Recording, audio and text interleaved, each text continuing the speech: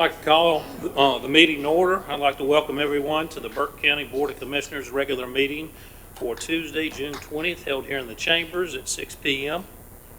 Madam Clerk, we have Commissioner Smith, Commissioner Burns, Vice Chair Britton, and Commissioner Carswell all in attendance.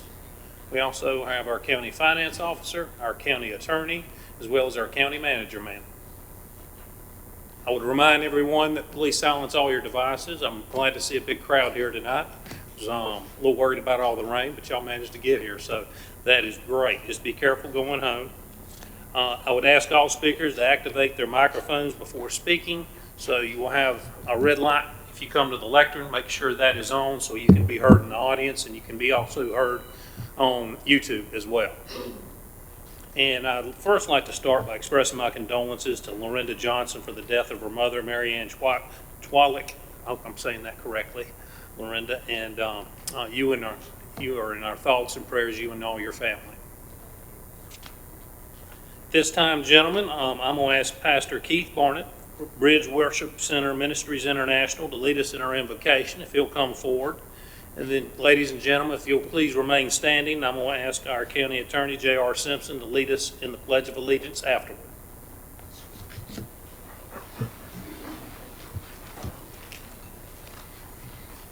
Lord, we come to you today, God, Lord, to give thanks for your goodness and your grace. Lord, you said in your word that you knew the plans that you had for us, and we thank you for that. For forgiveness is one of them. And Lord, we thank you that we can come humbly to you. For your word says that, Father, if we'd humble ourselves, that you would heal our land. And Lord, we thank you for the healing that is coming. And Lord, we're praying for courage tonight, for each one to stand for the right things under God and liberty. And Lord, you said you would be with us through it all. And we thank you for that, for we know that you're with us. Lord, we pray for direction for each and every one here tonight. That, Lord, that they go for the path that is directed by you. Lord, you said in your word that unless God builds it, it won't stand. And Lord, as you direct them to build, we know that it will stand. And Lord, we bless them for the works of the faithful and true. That, Lord, you said you would enlarge their territory, grow them, strengthen them, God, by your holy word.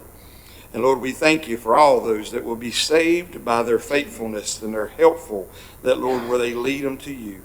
Lord, we pray over our city, our leaders, our law enforcement, our first responders. Lord, be with them. Touch them, strengthen them, and be with their families as well. As Father, you said, for whatever so things that we pray when we believe, we shall receive in Jesus' precious name. Please join me in the pledge to the flag. I pledge allegiance to the flag of the United States of America and to the republic for which it stands, one nation, under God, indivisible, with liberty and justice for all.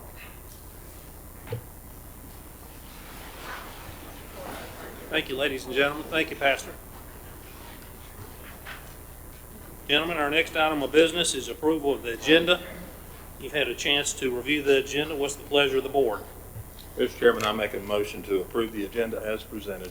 Thank you, Commissioner Burns. All those in favor signify with uplifted hand. Madam Clerk, that motion carries 5-0.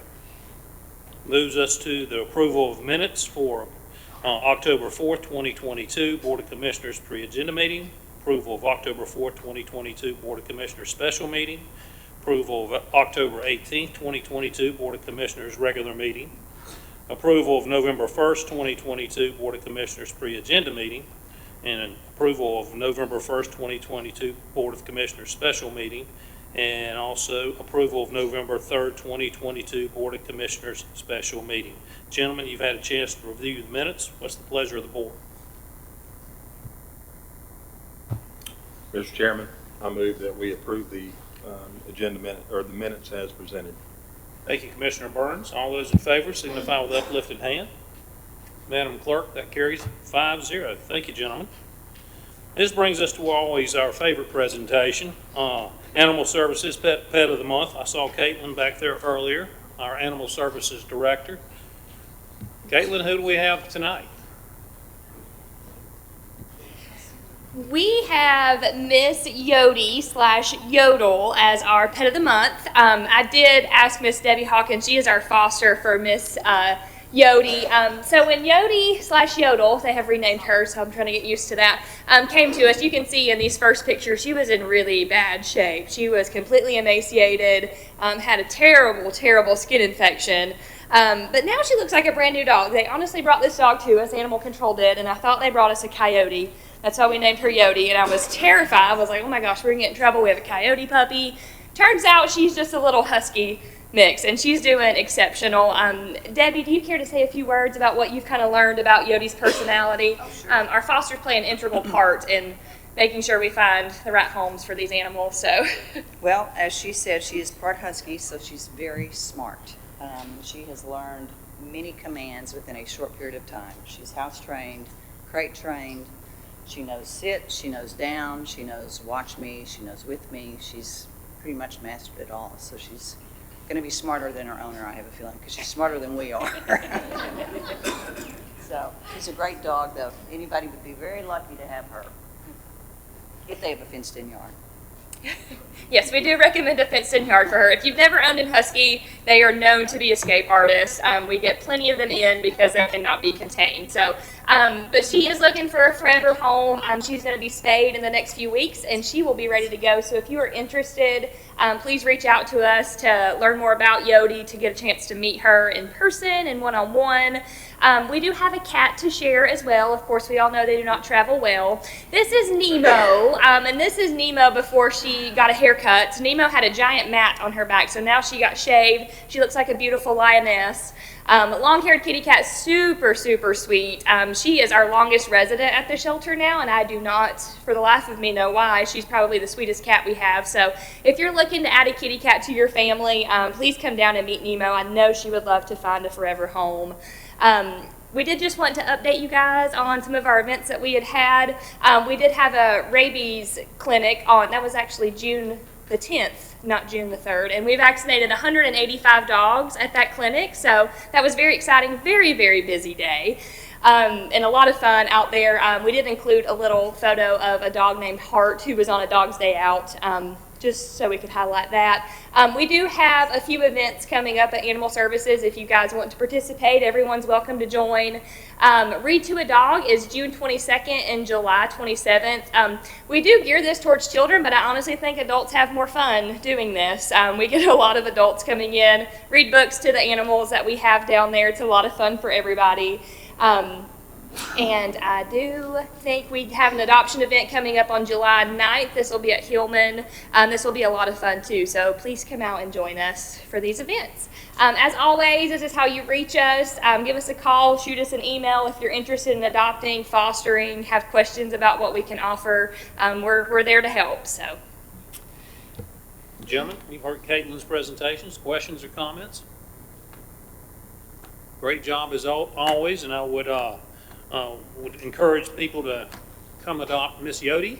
And Nemo looks like a beautiful cat, and I would encourage everyone to foster or adopt, and encourage people to spay and neuter their animals as well. Our population count currently today is my last question. Where do we stand? we have 12 dogs and 22 cats. We had a big adoption event last weekend, and last week we adopted out 53 animals, so we sent a lot out last week. Yes.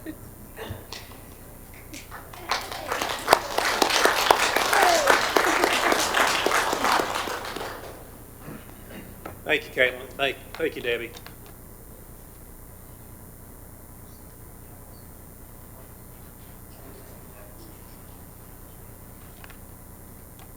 All right, gentlemen, this brings us to item number 2, recognition of North Carolina Governor Volunteer Award winners. This will be presented by Alicia Wilson, Director of Volunteer Services at J. Iverson Development Center, and I noticed my good friend Paige Pitts is here as well, and she's the Volunteer Services Coordinator as well. Please come forward. I'd like to first thank the commissioners for allowing us to come again this year to present 5 outstanding Burke County residents. As you said, my name's Alicia Wilson. I am the chairperson for Volunteer Burke, And Volunteer Burke is commissioned by the governor to recognize special people who go out of their way to enhance the lives of the people in Burke County. We also have some other volunteer service, Governor's Service Award winners that we would like to have come up.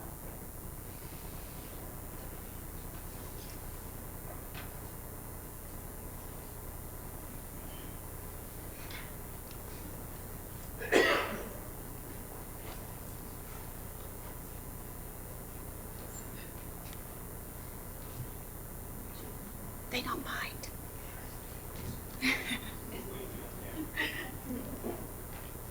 I'm going to ask the winners to step forward when I call their name. Ashlyn Robinson. Ashlyn is a volunteer at Jefferson Rural Developmental Center. She's been a volunteer. She's gone over and beyond her responsibilities. As we all know, COVID was very difficult in a healthcare setting, and Ashlyn took upon herself to provide encouragement to our staff by creating Hope Jars. We put Hope Jars in every single break room. She had encouraging sayings like, "Every moment is a fresh beginning. The best is yet to be." And the staff really appreciated it and were very eager to share with each other the quotes of the day. She has a great heart and a love for everyone, and including our residents. Congratulations, Ashlyn.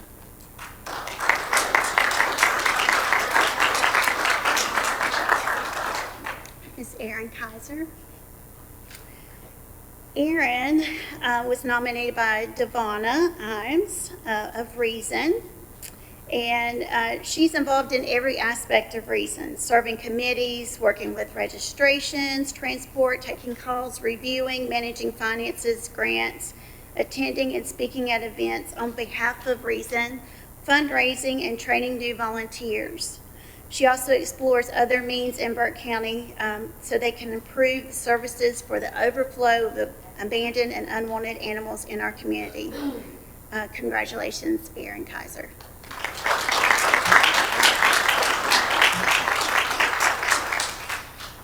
Our next person is very special to Burke County. That would be Dr. Jenny McGrady.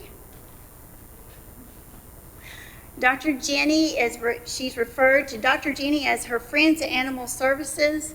She's not only dedicated her life to helping animals, but has poured passion into helping the homeless and unwanted animals in every community she grew up in.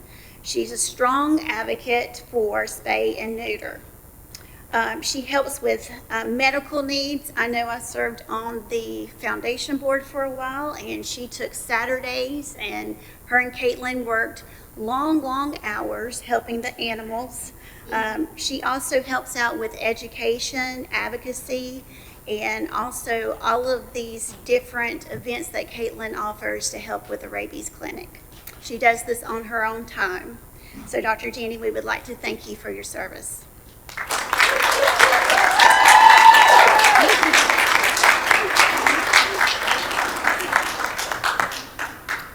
John Flood is our next nominee. He was unable to be with us tonight, so Amy Kincaid for Guardian and Litem program is representing John. He's a very strong advocate for the children that he serves.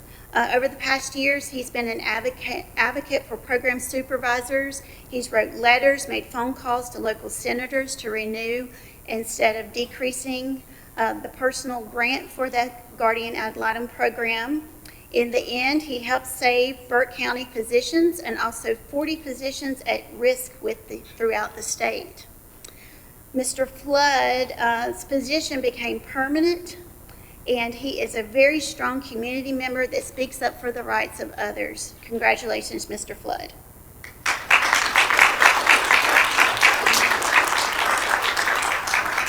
Our next candidate, Mr. David Tubergen. You notice that he has a medallion around his neck. The governor chooses 20 people throughout the whole state of North Carolina that even an extra step of over and beyond. And Mr. Tubergen was chosen this year.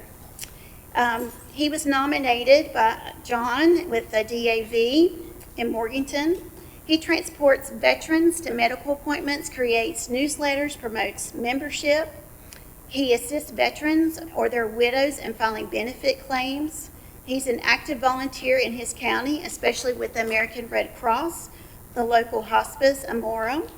A few things he does is he visits the patients in their homes. He goes to the local grade schools and instructs and teaches safety. He responds to fires in the community. He's a wonderful asset to the community, and these are just a couple little things that John does for Burke County. We're pleased and honored to have David Terbergen selected as the 2023 North Carolina Medallion Award winner. Thank you.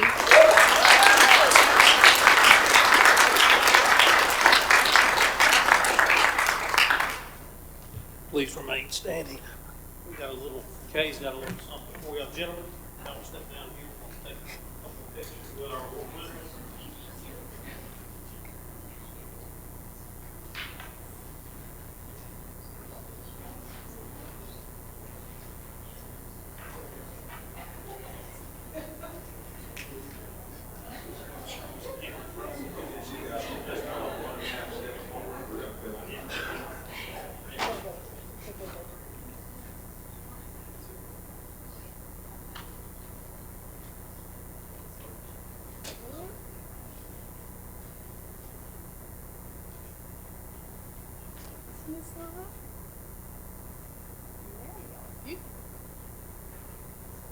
Did you get one?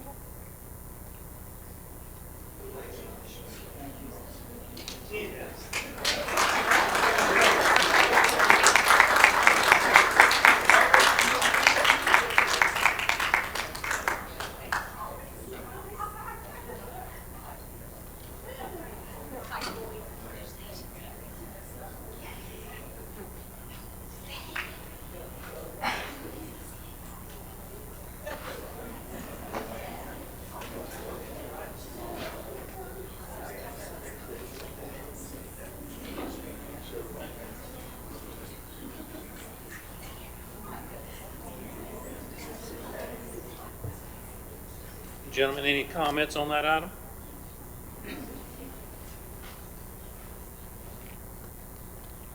Once again, as a board, we'd like to congratulate all the recipients and all putting yourself above others. Thank you so much for making our county a much better place. Well, gentlemen, that'll move us to item number seven, scheduled public hearings. Our county manager will come front, and this is for the adoption of FY 2023-2024 budget and public hearing. This is presented by Brian Ipley. Thank you, Mr. Chairman, members of the board. I'm very excited to reach this point of our budget process. As you all know, we've had many working sessions, community events. Chairman Mulway and I specifically have participated in many community meetings and public presentations, as well as other board members, and tried to, I think, elaborate and articulate the purpose and the logic-based approach, the priority-based approach to the FY24 budget. As you're all aware, at our previous commissioner meeting back on May 16th, we did a much more extensive overview of the budget. I have prepared a shorter, subjectively, a lot of information, but shorter version that I will use as a refresher. But since that point, since May the 16th, this budget has been available on the county website, as well as in our libraries and senior centers for public inspection. And we've worked to answer questions as those have came in.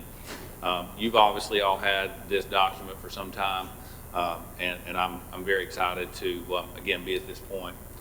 What I'd like to talk to you about, again, briefly as a reminder this afternoon or this evening, is briefly how we've developed the budget, emphasizing the Board of Commissioners' strategic plan and priorities, encapsulating that with an economic outlook that leads to revenue projections, and then balancing that on the spend side with a real effort into leveraging what I believe is high performance, the fact that we really can make a difference with this transformational budget in people's lives in Burke County for our citizens.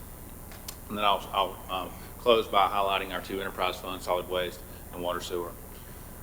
First, I'd say that this, since I arrived February 1st, this has been the single top priority for Burke County government, for this board, and very few days have gone by that we haven't collectively talked about how to accomplish this project and what it is that we are trying to do to invest into the community.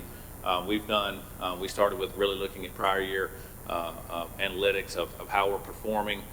We've met with outside agencies. We've worked with legislators. There's been trips to Raleigh. We've done really what I think is a comprehensive, a collaborative effort to make sure that we're understanding needs and trying to tie resources, to those needs.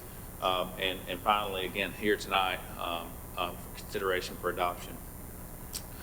The budget really is a working, fluid instrument that really highlights priorities, and it's our best attempt to analytically and statistically look at objectives for the next 12 months and capture those in our best attempt to look at a crystal ball. But we really try to do that and frame it around the priorities of the board. And I'm very pleased that this year, formally and for the first time, the board has worked together to highlight your 5 most important priorities. And as you can see here, each of these focus areas have specific deliverables under them that we'll talk through in just a moment, that we, again, we're assigning resources, people, time, and money to try to advance these strategic initiatives. Of those deliverables, of those priorities, really 5 from your priority setting work session all the way back in March. Really 5 of those stood out, as you can see here on this list, and the top 2 have to do with our people. We've talked about many times that we think that about 66% of our total budget goes to people, and they're really the tip of the spear when we talk about good, better, and best in service delivery and trying to impact people's lives. We think the employees of Burke County are the most important asset, and so I was really pleased that the board chose to put such a high emphasis on our people. We also want to make sure that we're exploring broadband connectivity, because we know that that's such a critical component of education, of economic development, of entrepreneurship. And then lastly, that capital plan. We know that following the 2020 facility study that the Board of Commissioners conducted with Mosley Architects, there were many of our buildings that were simply end of life that required investment to continue operating. So once we understand the priorities and we're trying to facilitate what level of investment each of those require, we also are operating in a business environment where the cost of operation hasn't simply increased. No different than any other corporation or any other business of any size. The cost of labor, the cost of materials has simply increased. And so this year, when we started the FY24 budget, to simply do the exact same things that we did last year, we saw roughly an $825,000 increase in that cost. And that inflationary cost is roughly a penny on the tax rate, because a penny is about $1 million. So again, sometimes to better understand where it is that we're trying to go, it's fundamental to first understand where you've been. And for us, it's important to understand that about 30% of our county is in a non-taxable jurisdiction, because we have Pisgah National Forest, South Mountain, we have Lake James. There's many wonderful resources that give us identity and uniqueness, but they aren't generating tax revenue. And so when I look around our region, although we have currently a 69.5% tax rate, we have one of the lowest tax bases, simply because the proportionate share of the community that isn't taxable. For the year that we're operating in right now, we got about a $7.5 billion tax base, and when you compare that to some of these other communities, you can see that that's significantly less. And what that equates to, I think that it's important to recognize that 55% of our total revenue comes from property tax, but that's a variable equation that includes both the tax rate and the tax base. And you have to take both of those into consideration when assessing what is my tax responsibility as an individual. And as we've talked about many times in your budget development process, Burke County currently is the 83rd lowest per capita tax levy in the entire state of North Carolina. And you can see in our region, we're actually the lowest. There is no county around us that has a lower per capita tax levy than Burke County. The other thing that I think is important to remember is that we are a political subdivision of the state of North Carolina, so we are created by the General Assembly. There are many things that they require us to do that we have no discretion in, that are statutorily mandated, and so I've listed those services here. as well as a cost per capita. So this means for every taxpayer in Burke County, what are they paying for building inspections or for law enforcement or for public health? And you can see kind of what that cost is. Then there's other services that we're authorized but not required to provide, and I've listed those here. And when you comprehensively look at these in totality, it's about $604 per capita. And here's an optic of the state of North Carolina, and you can see the key down at the bottom right-hand corner.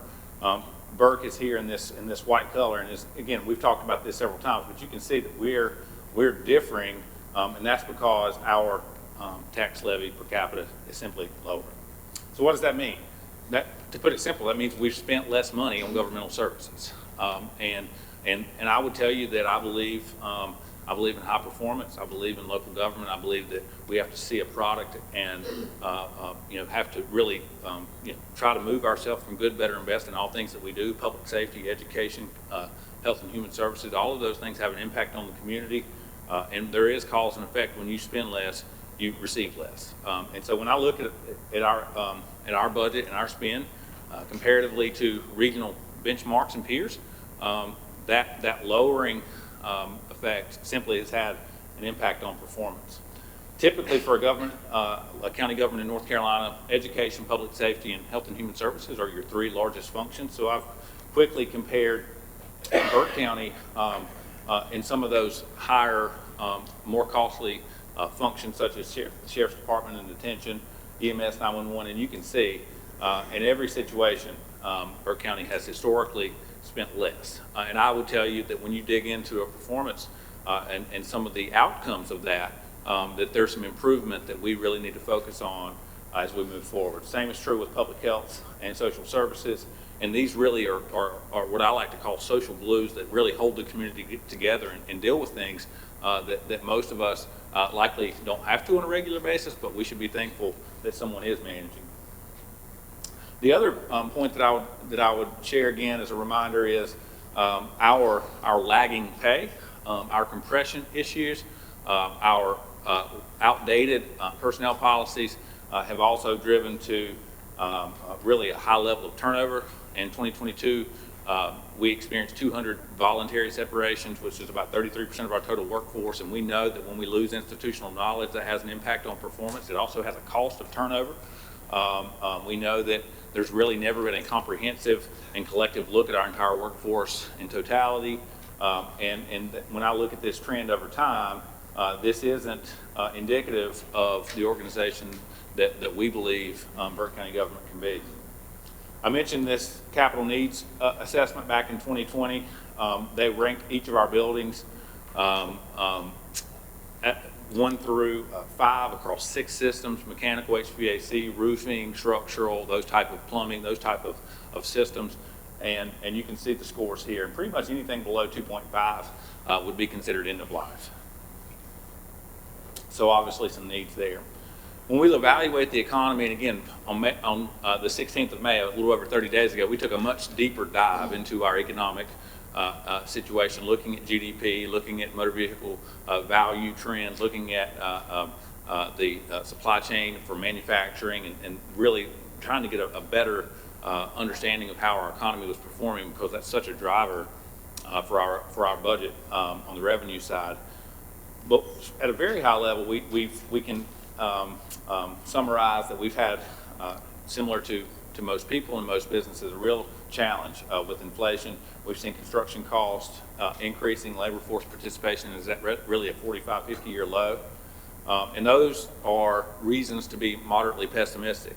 But on the optimism side, if I'm trying to be optimistic, we are, for the first time in more than a decade, experiencing at least moderate population growth. We've seen growth in our school system. Last year, our average daily population for Burke County Public Schools was 11,500, and that's advanced to 12,100. The first time in more than a decade, we've had more students, and I think that's positive. We're also continuing to see development fees and land use revenues increase, consumer spending, and our unemployment rate is at a historical low. I think all those are reasons to be positive. And so when I evaluate, there's a lot of responsibility in drafting what I would call a recession-ready budget, not being overly leveraged on revenues and drivers that may be economically stimulated. But at the same time, I think there's reason to be positive and reason to really push and try to, again, make a difference with the services that we offer. And I think that those were our principles when drafting the revenue side of our budget. We want to rely on data in periods of uncertainty, and we think diversifying our revenue portfolio that reduces pressure on things like the tax rate is something critical that we really tried to hyper-focus on this year. The proposed budget's balanced on about $99.8 million. As you all know, property tax continues to be our largest revenue source, and again, about 55% of our total revenue. This year, as we'll talk more about just momentarily, as you are all aware, was a 4-year revaluation cycle. As I've mentioned to you many times, personal property tax, motor vehicles, and state boards are all also components of our property tax base. And when you see that, as I mentioned earlier, our total property tax base at about $7.7 billion comparatively to the region, because of less of our county being actually taxable, is moving to about $10.6 billion. I mentioned the $99.8 million in revenue. You can see here the breakdown functionally for the different revenue sources.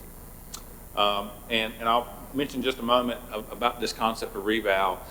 First time since 2019, we are on a 4-year cycle. Many of our regional other counties are working through similar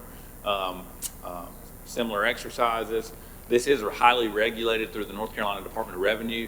They require counties to do revaluations at a minimum of every 8 years, but they certainly try to persuade you to do it more often. The more often you do it, the more accurate your values are going to be. But we were in a unique situation this year because the second component to this Department of Revenue law, in the absence of an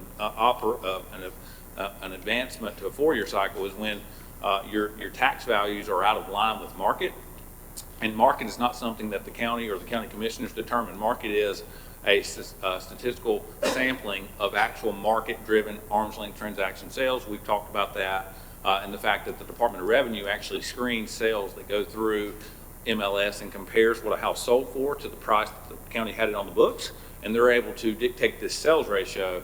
And when your sales ratio is more than 15% out of equilibrium, out of balance, you're required to do a revaluation at that point. And you can see here, the last time the county did a reval, we were able to realign our tax values with market values at 99.2%.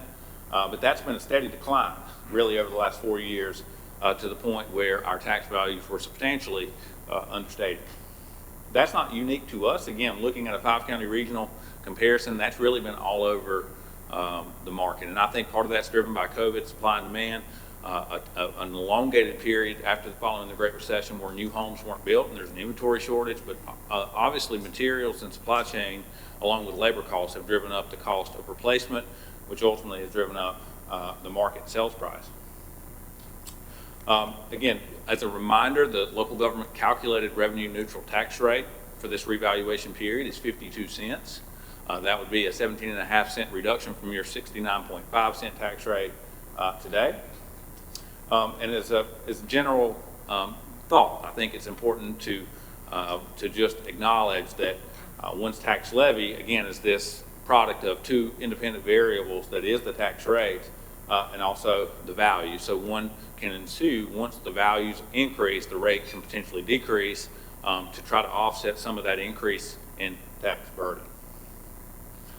So as a quick illustration of what that means, we know that the average across Burke County was about a 47.1% increase. So we've taken 3 2022 homes of differing values, an $89,000 home, a home that was $150,000, and then roughly $450,000, and we've added 47% to say what would that value be now post revaluation, what amount of property tax was that homeowner paying pre-reval, and what would they be paying at these differing tax rates. And what you can see is at a 52-cent tax rate for a home that costs $450,000, that person would be paying roughly $26 more per month. And at a 56-cent rate for the average home that costs about $150,000 now, valued at $220,000, that person would be paying an additional $16 per month. When I look at, dive in quickly to our operational budgets, I want to point out, and the board was highly supportive and encouraging of this concept of a zero-based budgeting, meaning that we did not take prior year budgets and add to them. Every single operational department across Burke County government started with zero, and we thought that that was critical, especially when really synchronized with reval, so that we feel that every number in the budget is built with a purpose, is defendable, and helps us responsibly recommend a sustainable and high-performing tax rate. This budget also includes dedicated out-year funding for capital reserve so that we avoid those current year surprises, that we're thinking forward multiple periods so that we can address the county's needs. We've established a risk management fund as well as a debt service fund. We're recommending a three-phase systematic approach to investment in human capital, a COLA of 5% introduction to performance pay, and also setting aside a reserve for a comprehensive pay and classification study. We're also proposing uniformity in our early pay discount to be 1% across all periods. We're improving what we think is improvement to fringe benefit packages. We have dollars set aside for a community-wide roadside litter cleanup. We do have funding set aside for broadband expansion, specifically in the CAB program that will be released in about 3 or 4 weeks from the Department of Information Technology in the state level. We've been able to include about a 13.5% increase in public education, as well as about a 10% increase to the community college. And we think that we've made significant movement on all of the Board of Commissioners' priorities. Our budget, very similar to other counties in North Carolina, as I mentioned earlier, human services, education, and public safety continue to be our largest 3 functional areas. And this, I think, now compares very favorably to some of those other communities when you look at how our dollars are allocated. As I mentioned earlier, your strategic plan is developed with these 5 areas of focus, and each of these areas of focus have specific deliverables related to them. When we talk about fiscal stewardship, we're really talking about debt management policies, executing on that capital plan, making sure that we're exploring opportunities to leverage outside funding resources and diversification of our revenue portfolio through federal and state grants. We want to make sure that our equity, our fund balance is maintained at a sustainable, at a responsible level. And we want to continue to look for what I call re-engineering opportunities. And re-engineering is a penny saved is a penny earned. So it isn't always about how can we generate additional revenue. Sometimes it's about creating budget flexibility through more efficiency in operations, reduction of cost per unit, cost avoidance. And we've got some what I think are innovative strategies included in the budget that we do think will help create budget flexibility on the cost reduction side moving forward. I think all of those, when added together, will be fairly significant, but we want to get into the actual implementation phase before we commit to a specific number. Public safety is another area that we were able to make significant investment, as you'll see in just a moment, roughly 13% across the board, with some critically needed infrastructure, as well as a public safety communication and radio replacement plan, which we have about 225 of these across the county. And that's what enables our public safety first responders to communicate when they're on an active scene. And again, those type of intangible details sometimes get overlooked, but a simple radio is about $5,000, and we have 225 of them across all of our functions, and that's something that's really, really important. I mentioned the roughly 13% increase, a tick over $3 million of additional investment, and this would include people, so the vast majority of that is in the human capital side. Quickly on our fire departments, we have 21 across Burke County. For the year that we're operating in now, the average tax rate is about 10.8. What we've seen is a real decline in optional volunteerism, as well as an increase in the cost of operations. And so each of our fire departments, we've met with these folks individually. We've tried to understand their strategic initiatives and what their specific communities need. Each of these departments have held a public input session. And what we've seen is collectively, again, an emphasis on paid staff, an emphasis on modern apparatus, and then building infrastructure that will house and take care of that apparatus long term. Under our community advancement focus here, I mentioned earlier this community litter and trash cleanup, as well as this broadband initiative. We continue to fund trails. We know that this AIA study, which is really a mapping system of all of our infrastructure for water sewer. Our water sewer fund is a fund that really I think can grow and serve more people, but it needs some real detailed analysis. And now our infrastructure is aging. We feel like there's a lot of opportunity there, but there's a lot of work, and we have to start with this kind of blueprint of what we have and how it's functioning. And we've also funded and plan to conduct a countywide housing study so that we can explore public policy that may help initiate some additional inventory and options for our community that spurs population growth and workforce development. Under economic growth and development, obviously, Burke Development Incorporated is the chief economic driver and engine, and we want to continue to be creative there and trying to look for ways to expand that tax base to be more competitive, as well as create high-paying jobs and diversity in our GDP. We want to continue to support our airports because we know the economic impact that those folks have, both in Hickory as well as with Foothills.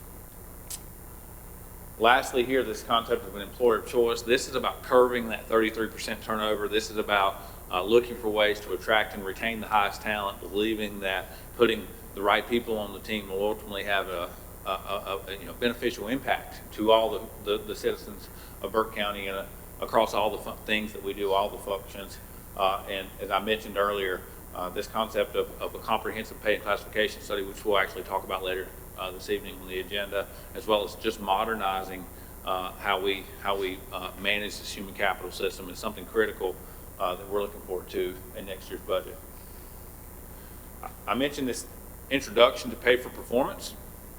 We've moved away from a merit system that was antiquated and outdated, that we feel de-incentivized promotion and growth. We've taken those dollars and reinvested into a pay for performance system, trying to really drive that performance matters and highlighting the things that we believe create cost avoidance and allow us to operate in a more efficient way. And I'll talk about that just for a moment. This would allow for up to a 1.5% a bonus to be paid to full-time or to all employees in March of 2024, assuming that we hit some very specific qualifiers. And here's the concept. We're self-insured, self-funded for employee wellness costs, and we believe that lowering those through empowering people to make better health behavioral choices will ultimately save dollars. Nationally, the data says that for every dollar you invest in wellness, you save $4 in costs, and that's one of the innovative strategies that we believe that we can use to spend our money more wisely. We know that there's costs associated with turnover when you have part-time staff or overtime or training costs or equipment costs. So we think that lowering that turnover percentage to something that's more manageable will obviously reduce costs, and so forth and so on with customer service and re-engineering those 6 strategies that I talked about earlier. But the concept is let's create savings for the organization and then take a proportionate share of those savings and reinvest into our employees to continue to incentivize and motivate that high performance. And I'd like to really just point out that I think that is starting at the organizational level is really a good cultural investment too, as we continue to develop this program. Here's the metrics that we'll be required to hit beginning July 1st and being measured through March. Talent retention, something higher than 88%, customer service greater than 90, health plan costs. Medical inflation in this region is about 12% for the year, so we're saying if we can lower our medical inflation or medical increase cost by at least 8%, then we're going to be 4% to the good, and that's about an $8 million plan. So you can see pretty significant savings. You can see there at the bottom, net neutral risk management costs. So that's things, we're also self-insured, self-funded on workers' comp, high plan deductible, and so trying to avoid those costly expenses really is an opportunity to have some budget flexibility. Back in April, the Board of Commissioners approved a formal 5-year capital improvement plan. It's about $63.5 million. 16.2 of that is coming in the form of pay-as-you-go. About 22 million of that we believe we're leveraging from federal and state grants, and there's the potential for installment financing of about $25 million. But this budget does continue to advance that plan as we've discussed and as scheduled. I'll briefly touch on public education. The commissioners really have had 3 fundamental goals. Number one, they wanted to be competitive There's 118 local education authorities in the state of North Carolina. And what the investment that's made at a local level really has an impact on what curriculums look like, on student-teacher ratios, on supplements, on the ability to recruit and retain teachers. There's a lot of impacts that are made locally. And I think that's what this concept of competitive operational funding is intended to fund. You can see here how we compare from what we're able to pay local supplements to our teachers, as well as what the ratios are in classroom. And all of this is about investing in youth, future workforce, future leaders in our community, as well as establishing Burke as a community of choice, as we know that many, many employers and many people before they move obviously evaluate the public education system. So the overall funding is about $18.5 million. That's roughly a $2.2 million increase, or on a per pupil basis. It goes from 1404 to 1541, which is roughly 9.2 or 3%. On the community college side, there's 58 community colleges in North Carolina, and we've again evaluated a regional peer group of community colleges in that context that are similar to Western Piedmont, and this proposed budget includes about a 7.8% operational increase, as well as a capital allocation that's predictable and manageable moving forward. We've met with Dr. Welch and Sandy and their teams and tried to understand their long-term needs and feel like this budget will accomplish each of those things. Solid waste, briefly, we have a household fee increase of $82 to $88. Total revenues are a tick over 6, expenditures are about 6.2. The budget includes a 10-year rate stabilization as well as a site development feasibility analysis. All of that is to evaluate how we can better run this enterprise fund that isn't yet self-supporting. We have improved some scheduling and some staffing improvements, as well as efficiency and safety improvements and fencing. You may have seen the restrooms that are being built at each of our collection sites. Those are examples of things that are upgrades and included and continue to be funded in next year's budget.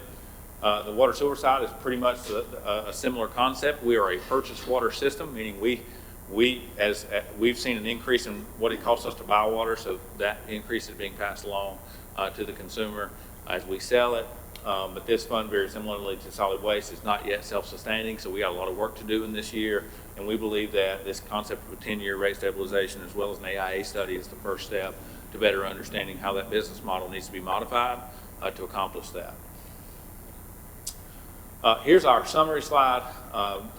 There were 3 options on tax rate: 52, 54, and 56 cents.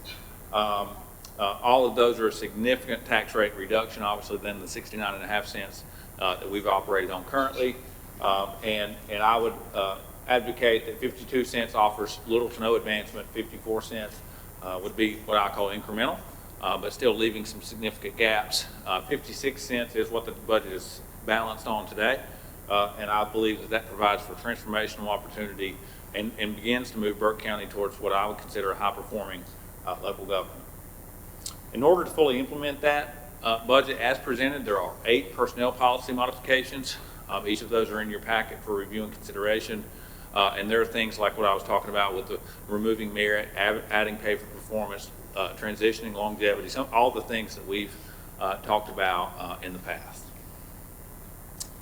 And Mr. Chairman, I'm happy to answer any questions and then systematically help in any way I can to walk through these very methodical and numerous action items. Thank you, Mr. Manager. Gentlemen, we've been grinding through this process for months, met many times, so it's our last opportunity to ask any questions or make any comments. Mr. Chairman, in reference to comments, I would like to say first that I want to thank everyone who has worked so diligently to put this budget ordinance together. This is probably, well, not probably, this has been the most comprehensive approach to a budget ordinance that I have ever witnessed, and that actually comes as serving as chairman of the Board of Education for 12 years, and in my work life, I've seen some budgets put together. I'm especially appreciative of the fact that each individual department started from scratch, and they didn't simply regurgitate what they had last year and just add something to it. I feel like that gives us a much clearer, better picture of where we are. I appreciate this board's unanimous vote to support our critically important capital improvement plan that we've addressed through this budget, as well as our strategic plan. This budget will responsibly serve the citizens of this county for many years to come. I sincerely want to say to all the department heads, everybody who has really worked to put this together, I'm most impressed. This has been you can tell it's been a labor of love, actually. I appreciate this administration, the staff, and the board's commitment to taking care of our employees and understanding that recruitment and retention is a serious issue that we've got to address going forward. If we want to offer world-class customer service, we've got to be that employer of choice, and that's how we're going to get there. You know, I had several people throughout my campaign for this office approach me, and I had a really exciting phone call one evening. He said, "Yeah, I'm going to support you. I'm going to give you money, and I'm going to put out all your signs, and I'm going to do this and that." And I was just so excited. And he ended the statement with, "But you know, if I get you elected, I might want something." Well, I ended that conversation right there. Every decision I make will be made based on facts. It'll be made based on relevant issues, not some promise that I made someone. If they scratched my back, I would scratch theirs. So I appreciate it. This budget has been formulated in the full light of day and with input from many constituents, employees from all across the county. And I will be especially happy to make a motion when we come to that time to lower our tax rate 13.5 cents. Thank you, Commissioner Burns. Jim, other questions, comments?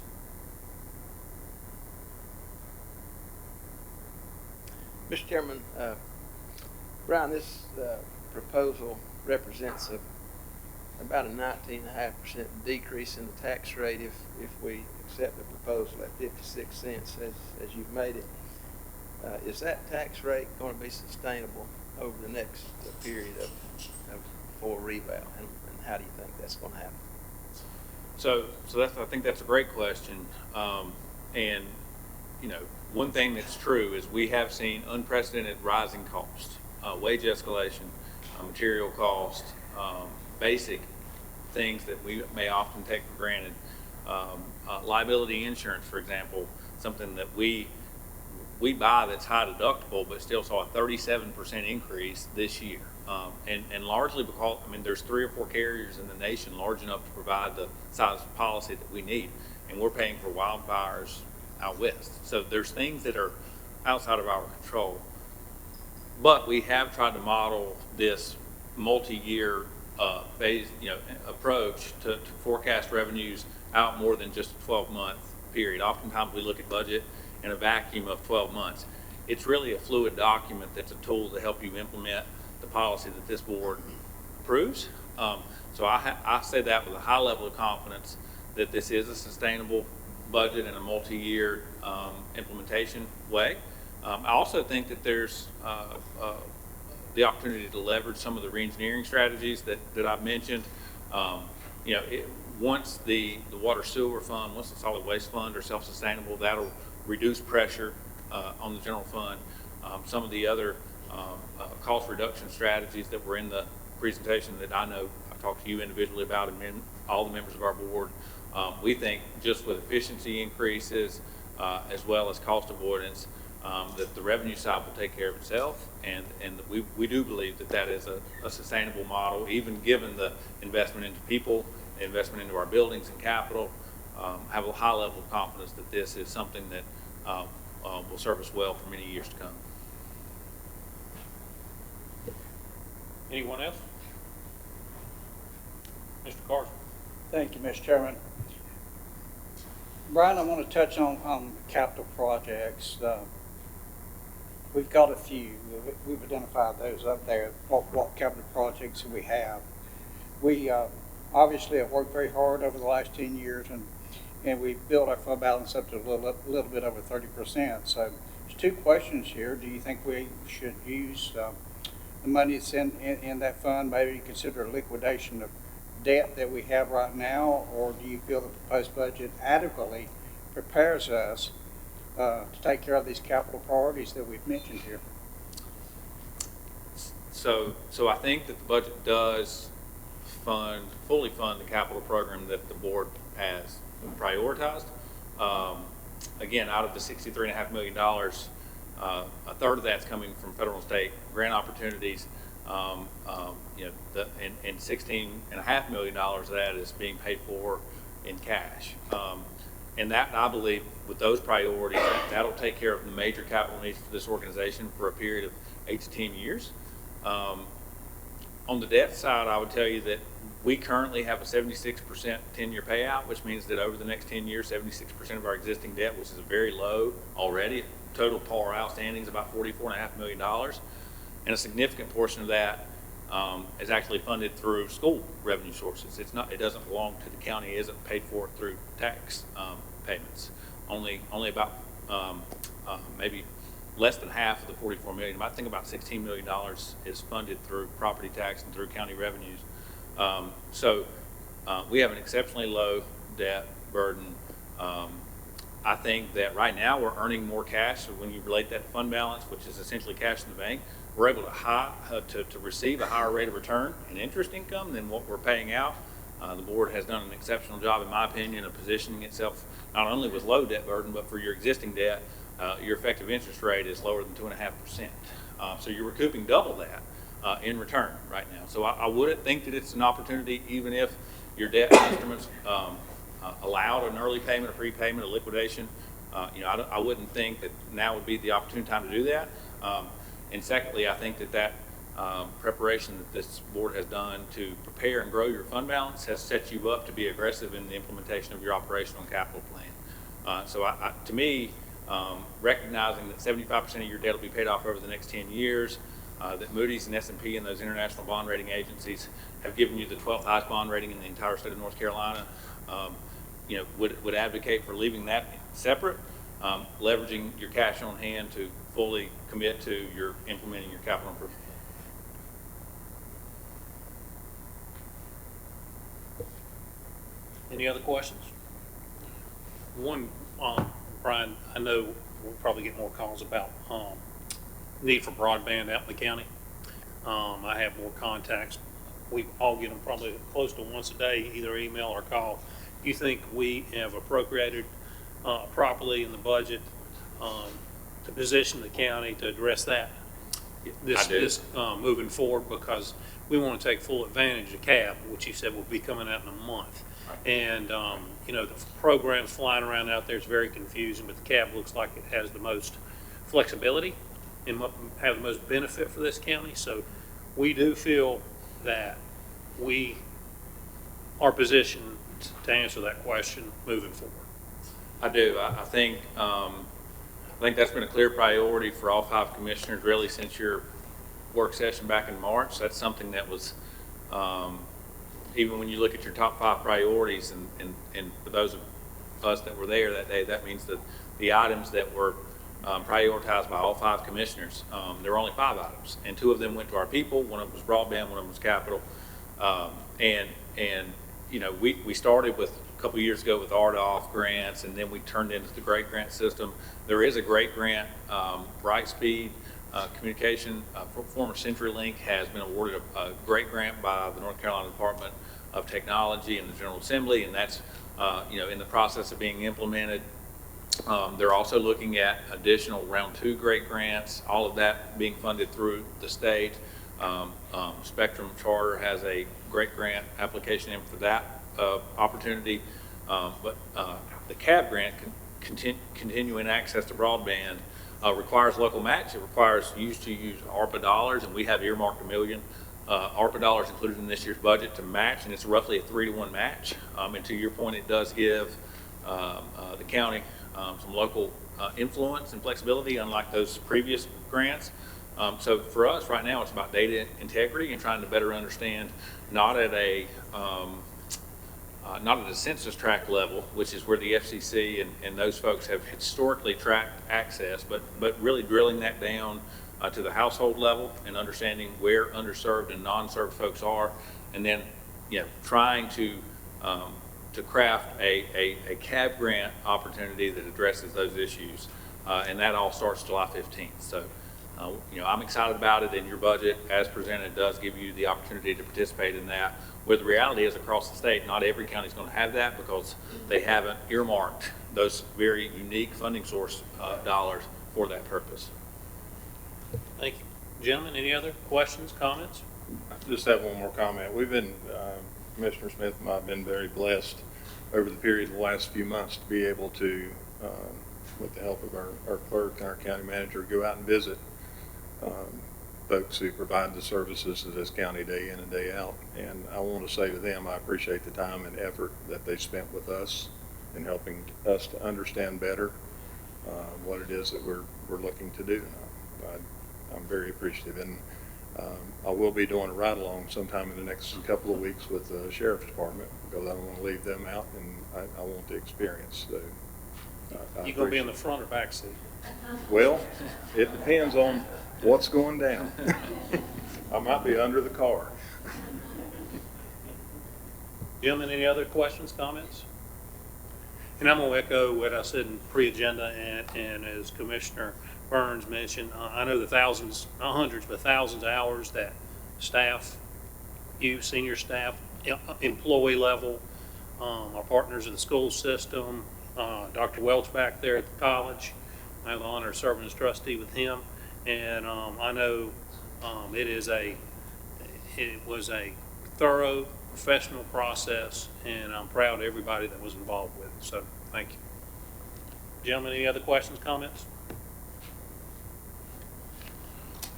All right, gentlemen, there being no more questions, we do need to hold a public hearing. At this time, I will open that public hearing. Madam Clerk, I know we have several people here to speak. Who do we have? We do, Mr. Chairman. I would call Dr. Welsh.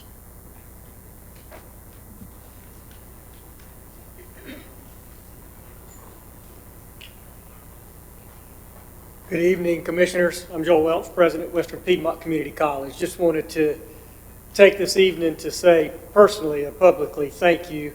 As Commissioner Burns did mention, each of you took time to tour the college, take a look at all that we had going on, to listen to future plans, to give input.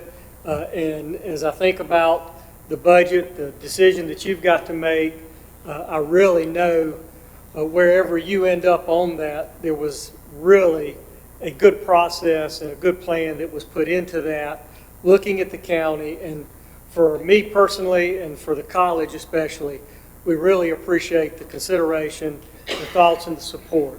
We know that every dollar invested with Western Piedmont Community College returns more than $6 in social benefit to our county.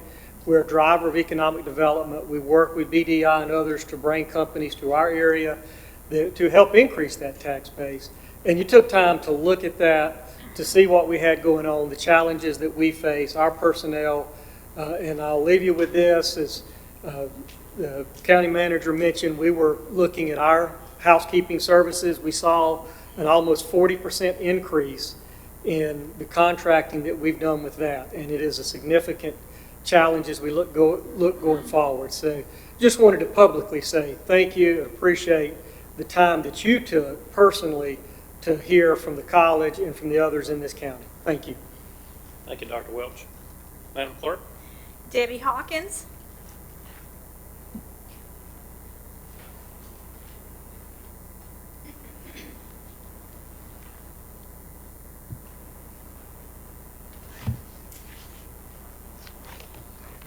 Good evening, members of the board, public, citizens.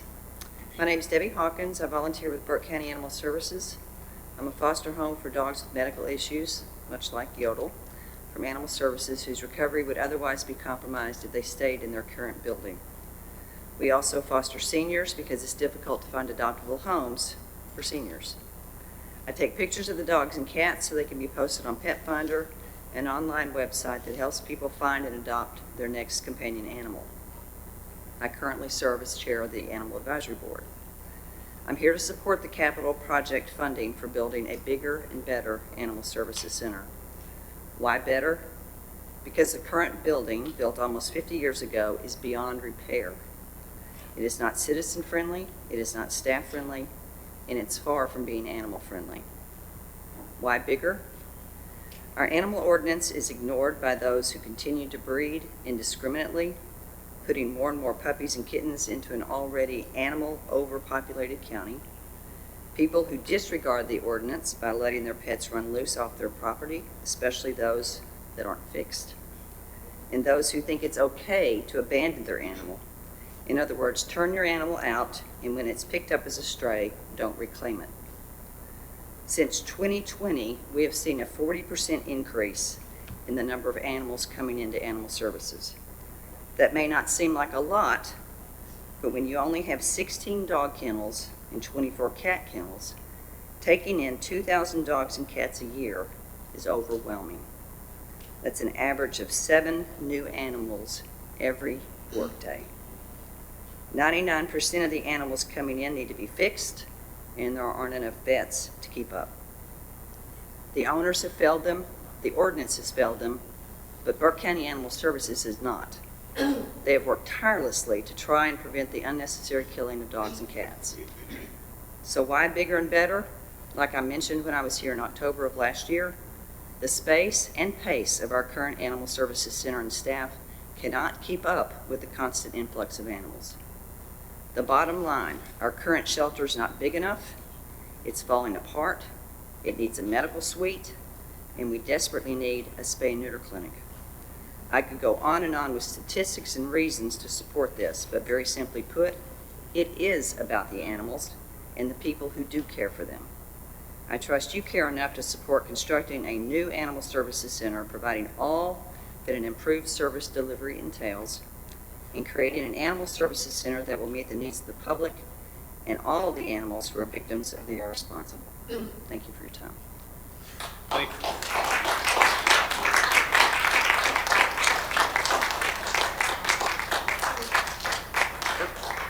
Mr. Tim Buff, and I've got some handouts for you.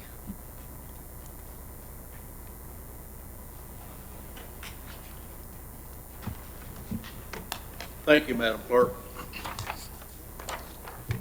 Gentlemen, I stand before you to bring you a letter from the Burke County Republican Party that we drafted at our last executive board meeting. And it's going to read it there, and it's self-explanatory. Good evening, fellow Burke County Republican Commissioners and fellow Burke County citizens. Thank you for the opportunity to allow us to speak to the board with the Republican Party of Burke County. We ask that given the economic hardships that Burke citizens are faced with at this time due to the high cost of everything, food, gasoline, housing, electric bills, and so on, we ask you not to increase this burden for Burke County citizens by way of a tax increase. The reevaluation is indeed a burden on its own. Even that will add substantial financial burden to the people of Burke County. We ask that you hold our tax rate so that there is no increase on our tax bills. With the new construction that has taken place in Burke County, this should cover any cost of living increase for the county. Thank you for listening, and hope you will choose to be a part of easing the financial burden during these tough times. Thank you. Thank you. Madam Clerk? Mr. Chuck Paris.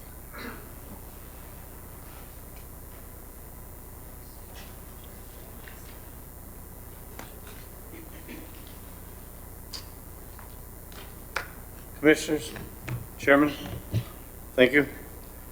Okay, to begin with a question. Do we actually need the 40 to 50% tax increase that faces our citizens? As a Burke County resident, also a citizen of the city of Morgan, I will be doubly affected by your new tax reevaluation because most of the municipalities use the county figures as to establish their property tax basis. A reevaluation being done at this time will greatly affect our local taxpayers. Okay, several factors about the new reevaluation. First of all, this was actually being done during a housing market bubble, which was one of the highest real estate markets in over 20 years. Secondly, the added highest nation inflation rate of 40 years is another example of why it should not be actually implemented. Okay, these are two examples this reevaluation should not be addressed at this time. Okay, the state of North Carolina mandates suggest a reevaluation about every 8 years. Burke County has adopted the 4-year plan.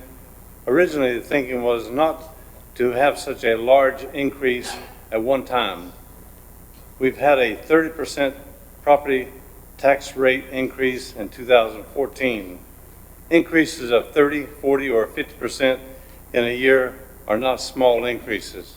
So I would suggest postponing activating this property reevaluation. Okay?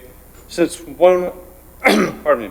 since watching several of your Burke County Commissioner meetings and presentations, I realize that there's extra money that has actually been brought into the coffers in 22 and 23 fiscal year.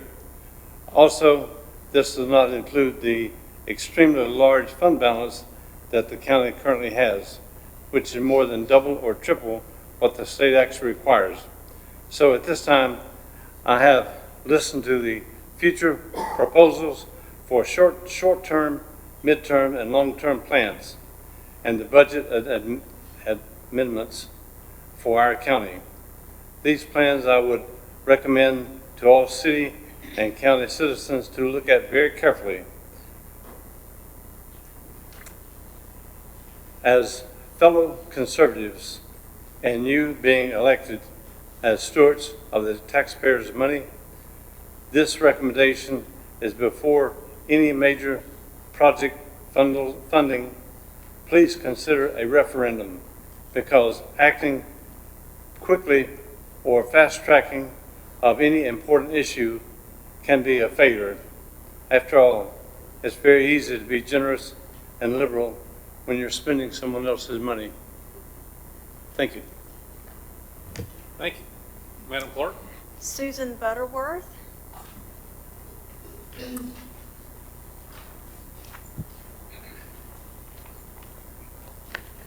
Hello. My name is Susan Butterworth, and I live at 2954 Orchid Lane, Valdez. I stand in opposition of raising property taxes or any county taxes at this time. I ask that you only consider a percentage that reflects revenue neutral until such a time the good people of this county can afford paying more taxes, avoiding potential hardship. Being a constituent and fellow member of the Republican Party, I ask that you uphold the conservative values of the party platform. As stated in the NCGOP Republican Party under Article 5, State Government, number 1, we believe that a free society power should rest in the hands of the people. We believe in limited government, which serves the people rather than one that burdens them. Number 5, we believe that government at all levels should not spend money it does not have, and avoid passing on debts to our future generations. I believe that the timing of this property value will not sustain, as they were derived during the highest real estate values in history. They've never been this high. And I remember this happening, what was it, 2007, that then they had to go back and reverse it because they jacked them up and then they went back down. I owned that home then. That was undue hardship because we had to pay those taxes for several years before they were reevaluated. And they went back down. The missing component here is the corporate tax that we had in the past.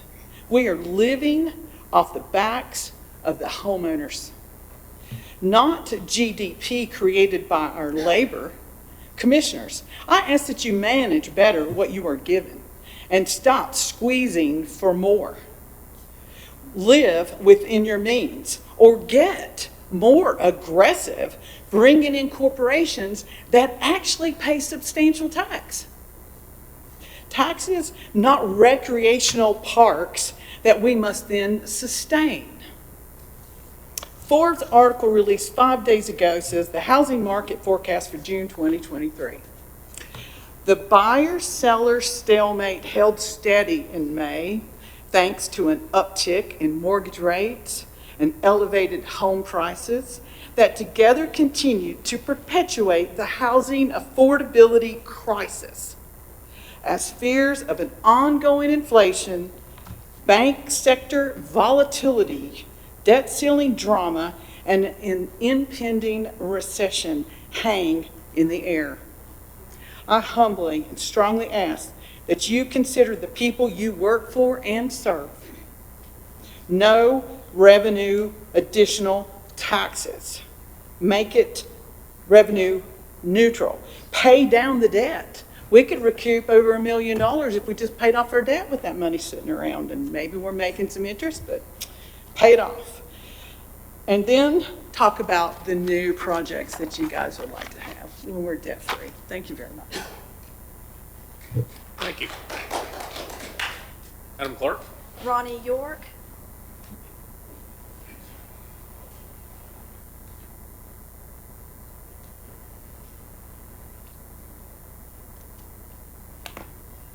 Printer broke, so I have to do it with technology. Commissioners, Chairman, County Manager, and fellow Burke County citizens and taxpayers, I'm Ronnie York. I'm a lifetime 70-year resident of Burke County. I've never left the county.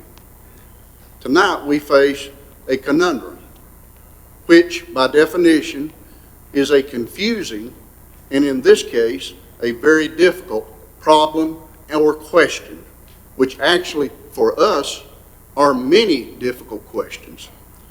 I was present at the May 16th presentation of the proposed fiscal year 23-24 budget.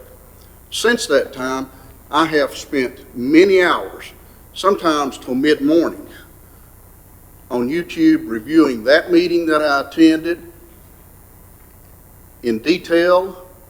I looked at all aspects of the graphs that our county manager presented, his supposed facts and figures, etc., that they were presented. Yes, I did research. I took notes.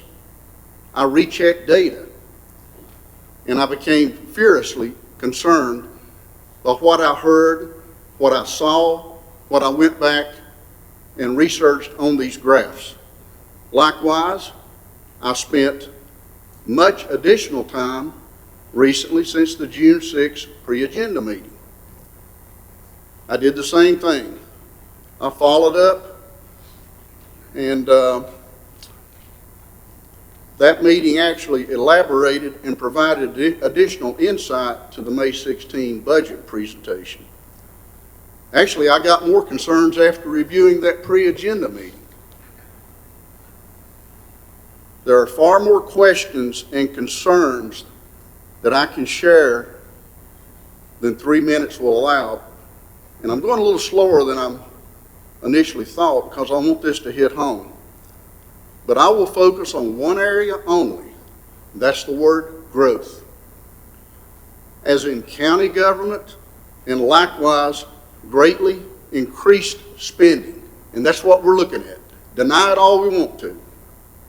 Item number 1, unexplained, unneeded, rampant, I'm using the old term, social services. Now we call it health and human services. All comes under the same umbrella. That's the cost showing on our graphs of 26% of the budget, 7% growth for the next fiscal year. Again, likewise, your tiered growth charts indicate a tremendous demand for new building, infrastructures, and associated operational cost, though hidden in this long-term tiered proposal. Item 2, that Burke County leads this region in the massive drug addiction issue that our county manager presented, of which we have no doubt. I see it where I live. I see it across the county. Again, the graphs verify this.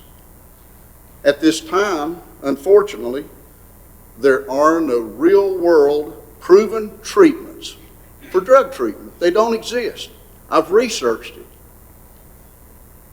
I've talked to physicians.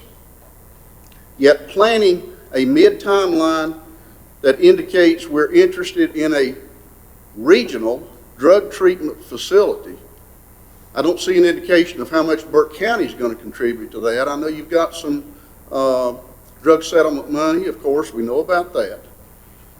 And perhaps we're going to utilize an existing structure. You know what I'm talking about there. However, this has every option to become another money pit, and I think you're aware of that. Item 3, and this is the one that I'm going to use to top off the growth issue. Multiple new county positions. I'm taking all of this information from the budget presentation, and apparently they're administrative. The lesser ones I have chosen to leave out. First one, number 8, a new public health position at $80,000. Why? Second level, a new human resources position at $85,000. Why? The third one, and this is the one that really blows your mind, tighten your seatbelts. Not one, but 2 new budget, strategy, and performance positions at, get this, $205,000. So, are these 2 new assistant or associate county managers? Don't we already have 2 assistant county managers? Just from these notes, I'm going to ask you one question. Should and will Burke County become the San Francisco of the East Coast? We are following the Washington, D.C. free spender model. That's what's on the table in your 3-tiered approach. Deny it all we want to. More taxpayer money will fix the problems. Stop it now. Thank you. Welcome to Burke County. Thank you. Madam Clerk? Gwen Hood. Good evening, gentlemen. My name is Gwen Hood. I'm honored to serve with A Better Life Animal Rescue, the Animal Advisory Board, the Burke Animal Services Foundation, and also the Burke County Animal Welfare Alliance. I'm here tonight to support the proposed budget and the building of our new county animal shelter. I'm here to praise our Board of Commissioners and our new county manager, and especially those who stood with us over the years for animal welfare reform and to help to push for a more compassionate county shelter and a bigger, better county shelter. And at this time, I would like to specifically thank Commissioner Mulvey and Commissioner Carswell for standing with us over the years every time. This new animal shelter will be a beacon, not only for our county, but it will be a beacon for the state of North Carolina. Several years ago, I spoke in front of the county commissioners and I talked about how our little county could actually lead North Carolina. And I think we're making major strides to be able to do that in animal welfare. The spay-neuter clinic that's planned for the new animal shelter building will save more lives, will greatly reduce the number of unwanted and abandoned litters of puppies and kittens. The spay-neuter clinic alone is worth it. We are in a crisis here in Burke County with strays, with abandoned animals, with requests for owner surrenders. There's not enough fosters. We're all doing everything we can, but even our rescue, A Better Life Animal Rescue, we have seen tripled numbers and calls coming in for help. The quarantine areas that are planned for the new shelter, animal shelter, will also provide life-saving measures. Animals that are entering the shelter now have no way to be quarantined, and the staff is forced to make very, very hard decisions. The new building will have these quarantine areas, and therefore animals that are brought in that are sick with contagious but very treatable illnesses. So therefore, the quarantine areas will greatly increase the lives that are saved in our county, the animals. So many animal advocates in our county are proud of our Burke County Animal Services staff. Caitlin, Elizabeth, Will, Stella, everyone over at Burke County Animal Services, they are so dedicated and they prove it every day. They are to be commended. Just think of how many more lives that this wonderful staff at Burke County Animal Services will be able to save with the new shelter. It truly is a dream come true for so many of us who have fought the good fight, and we continue to fight the good fight every day. We're continually trying to work toward this county to become a no-kill county. We have not lost hope in that. The new building will also lend more opportunities for public education and to help families become more responsible pet owners. It's going to offer more programs and room to do so and room to reach these people. So I want to thank the commissioners. I want to thank you, Kay, Brian Steen. Brian stood with me at a meeting several years ago. I will never forget it. It was a pivotal turning point in that meeting. And I also want to thank our new county manager, Brian Eppley. It truly takes a village, and we deeply appreciate everybody who is part of this village. Thank you. Thank you.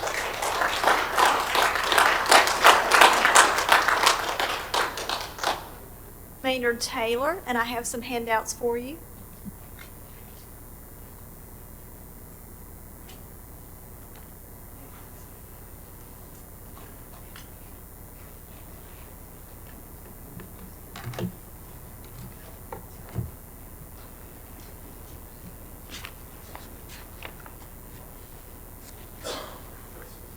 Very pleasant good evening to you and to the county commissioners, Mr. Manager, good report, to clerk and to staff that are here, and to the citizens who care enough to show up, sorry Mike, and participate. So we appreciate that a whole lot and thoroughly enjoy it. There's a country song that was very popular a few years back that said, "That's my story and I'm sticking to it." Well, I want to tell you that I have worked on this for a couple of weeks now, and I had at least 2 good presentations to make to you. And yet yesterday I looked at myself and I looked at it and I said, wait a minute. I said, what can I do? What can I do? What kind of presentation will be listened to? And so I chose, and not to get here with you because I just barely got through with it at 5:30, but I decided I'd take my own property and give you what you're trying to tell us will work for Burke County. So you have a list there in front of you of Maynard and Shirley Taylor's property. One is on here that was my brother's property, and we've rearranged that. It's not on there. I mean, it is on there, but I had to leave it on there because of the 21 and 22-year figures and the 20-year evaluation. But as you look at that chart, gentlemen, I want you to see the total down at the bottom of 2020. Mine and Shirley's property was valued at $422,850. If you move over to 2023, you'll see that new figure with the new evaluation at $681,918. Now, folks, most people would be tickled to death with that, wouldn't they? But the fact is, that is more than a 250,000 jump in my evaluation. Now, if you're like me and you're living on your old mama's and dad's and grandparents' property, you never built a house to make money off of it. You didn't build a house and plan on moving. If God gave me 120 years on this earth, I wouldn't want to sell my house. I have no desire to sell my house. And yet, I am going to pay taxes on a much increased value that I didn't ask for and feel that it's out of reason. Now, they did come back, and I appealed my taxes, and they lowered it a little less than $20,000. So, but the point of all this is as you look to what you're talking about of raising and the tax rate is going to be and how much more money it's going to cost individuals. If you look under landfill, you'll see that in 2023 I will pay right at $252 in landfill. And look at your fire department. Wow. I'm paying probably 3 times the fire department for my taxes, on my taxes, than I was 4 or 5 years ago. If you look and consider that when the item came from Ypres Fire Department that they wanted to build a second fire department, how many of you know the question that I asked while I served on the Commissioners Board? What was the question I asked? Anybody remember? You should, because my question was, were you going to have to raise our taxes in East Burke County to pay for this new fire department? You remember the answer? No. Guess what you did last year? You raised the tax 2 cents for everybody who lives in the eastern part of the county. So in 2021, my tax was $2,115. In 22, it was $2,462. If you go to your first column under 2023, the tax at 56 cents will raise my taxes plus the landfill and the fire department to $3,500. Now that's real figures, folks. If you go with the 54 cent, it raises it to $3,400. If you go to 52 cents, it's $32.96. And if it's to get it to about where my taxes should be, your tax rate would be 48 cents. Do you read that across there? Question? Now, if you drop down a line, you will see that I'm being fair and honest as possible.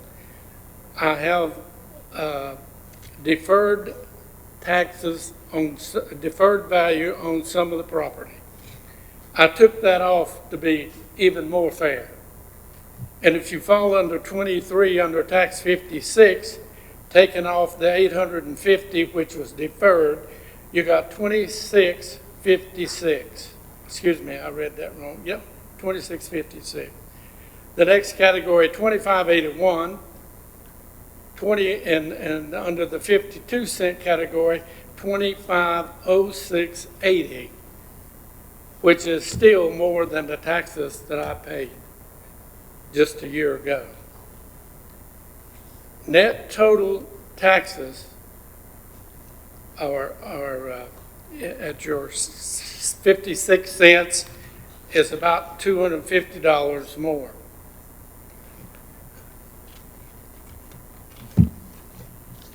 I don't know if anybody recalls when we went up so much in taxes about 15 years ago, my taxes went up so much. And they had my value on my bottom land, which is floodplain, valued at $8,000 an acre. And the gentleman, when I wrote a complaint about it, said, well, I'll just buy that property, put 2 mobile homes on it, and da-da-da-da-da. I said, yeah, I guess you could. But you couldn't get down to it because it's down a sharp curve. Some of y'all have been to my house. You know where I live. So the guy apologized, and they lowered the value of that that value on the property to $2,000.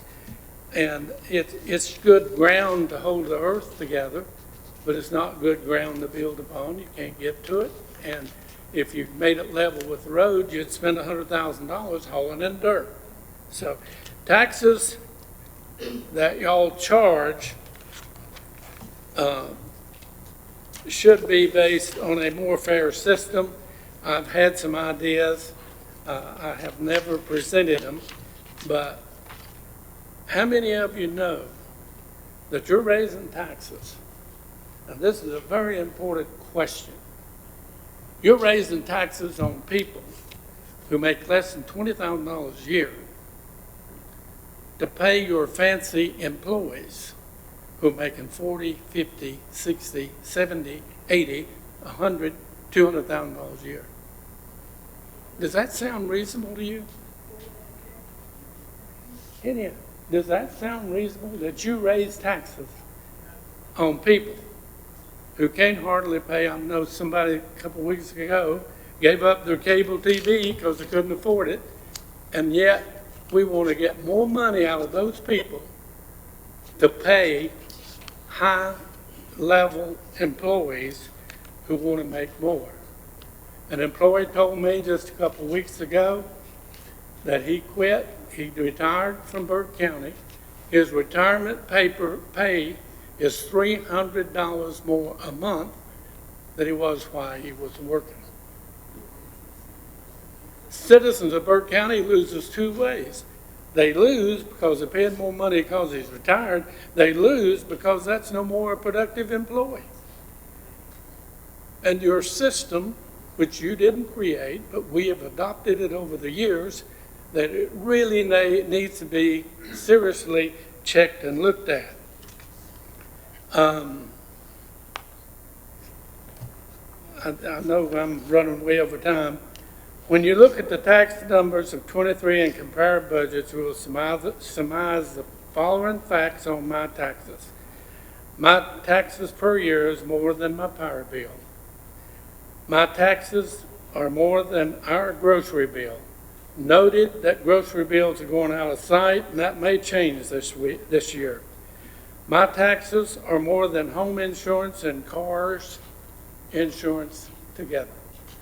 4 vehicles. Note the lowest tax, 48 cents, is about the same as my 22-year taxes. I know that a government has to have its money. And I know that the government's only source most of the time is taxes from the county citizens. But when you signed your ethics code, you signed a code that said you will be reasonable and don't charge excess money. And to be careful of which projects you choose, that you can't really determine what the end of the cost is going to be. And those are important things about choosing the taxes. I don't like paying taxes for room and board of people who can afford to pay for it themselves. I don't like paying taxes for animal shelters. That if somebody's going to bring that animal into that animal shelter, they should have enough money to pay for the care of it and not come back to the taxpayers. That's taxation without representation in a sense. You don't get to decide the rules of the animal shelter. but your taxes, Jeff, I appreciate it when this came up before and the bill was $6 million and you said, and I did a chart and I didn't bring it, but the tax for 20 years on the average dog animal impoundment was over $100 a night for a dog. You can go to any motel, not any, but a lot of motels down at Hickory, Morganton, and as a human and get free breakfast and stay for $79. And 20 years at $100 a night per dog or cat or animal is a way out of reason for taxpayers to pick up that budget. I hope you do a zero budget. I know you've probably got your mind made up, but too many people who have a very low income and they're fast losing. The Lord has blessed me immensely. I thank Him every day.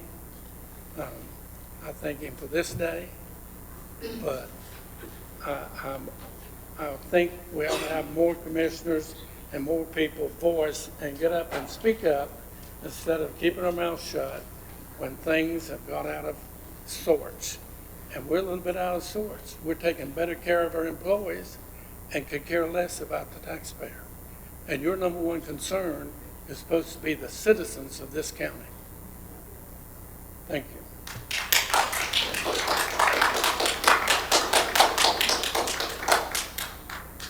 Gina Walker Bailey.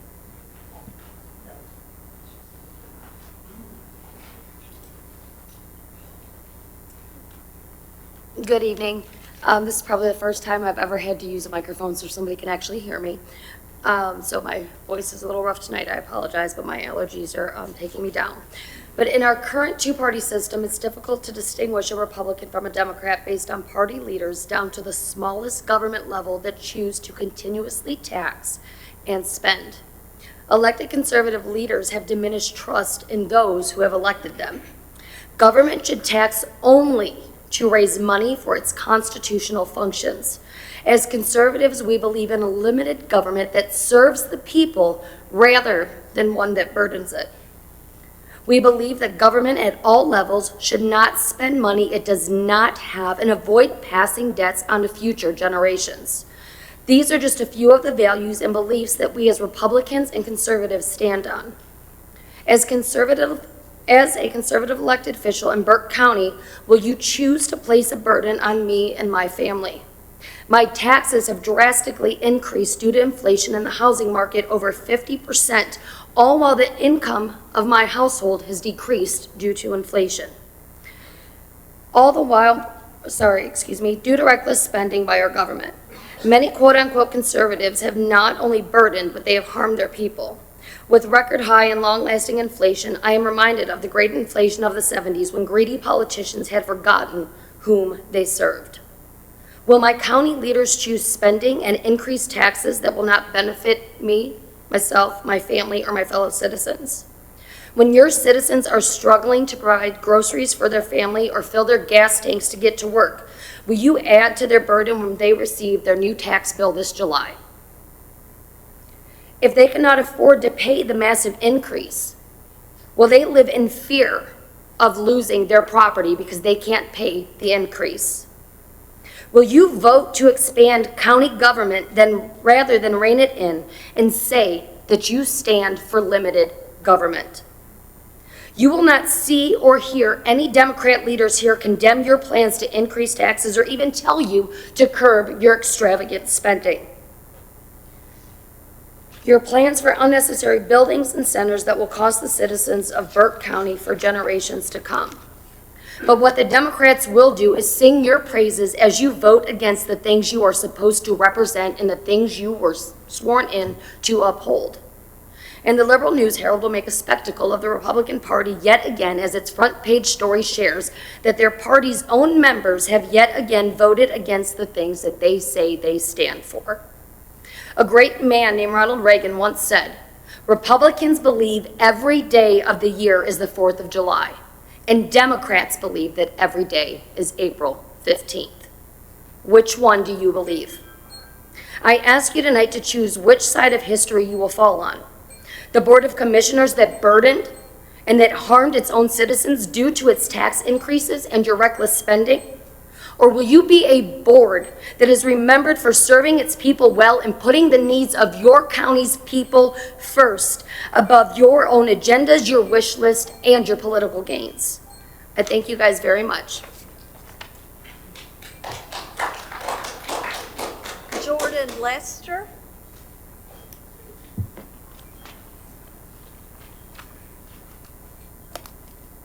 Hey, good evening. My name's Jordan Lester, and I live here in Morganton. The last revow was done in 2019. It's only mandated to be done every 8 years. It was done and completed when the housing market bubbled like we hadn't seen in 20 years.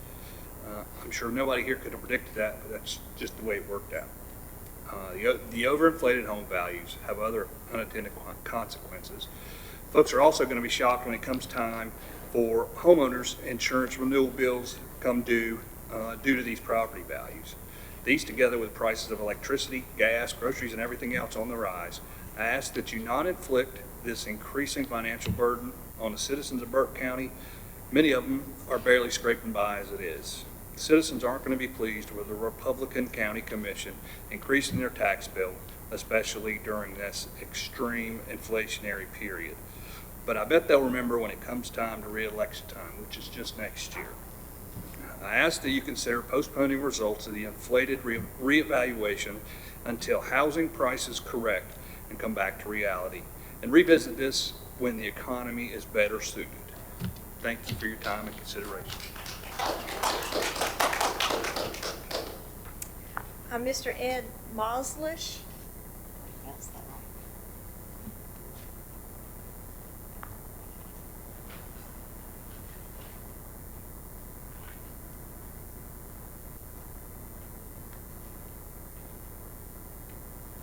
Good evening, Commissioners, fellow citizens.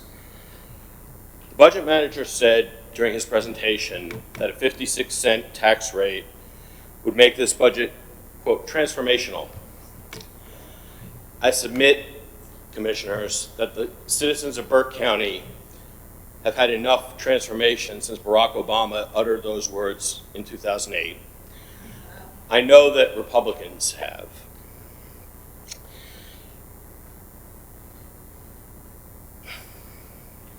It's not your job or the job of any government to transform us. You're stewards and servants, not owners and drivers. I ask that you remember that. A core Republican principle is that the people can spend their money better than any government can. The burden should be on the county commissioners to explain why they think they can spend more of the people's money better than the people can. I ask that you do that and remember that. Tax increases can be achieved through two means: increases in the rate or increases in the base. This is a tax increase that we're talking about. We can't hide behind, as Commissioner Burns tried to do earlier, reducing the rate here. People are going to be writing bigger checks to the government. This is not a 25% decrease or cut or any cut. This is a tax increase because the base is increased. Everybody's valuation has been affected by inflation. Everybody's valuation has been affected by the housing market boom. We are all going to pay more in taxes. That's not something that I condone, and I don't think anybody on this board should condone.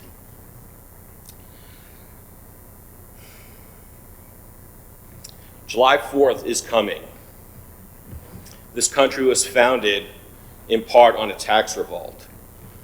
I implore the county commissioners not to instigate a tax revolt in the county.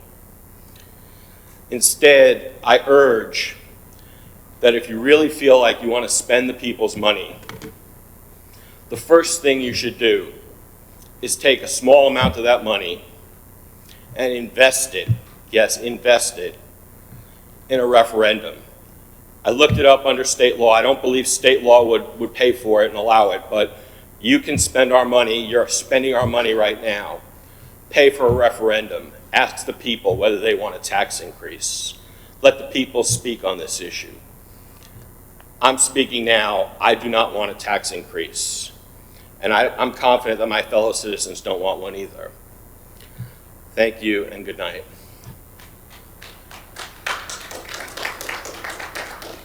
That's all that I have, Mr. Chairman. Is there anyone else here that wishes to speak to this issue? May I add one other comment briefly? Won't take it just a moment.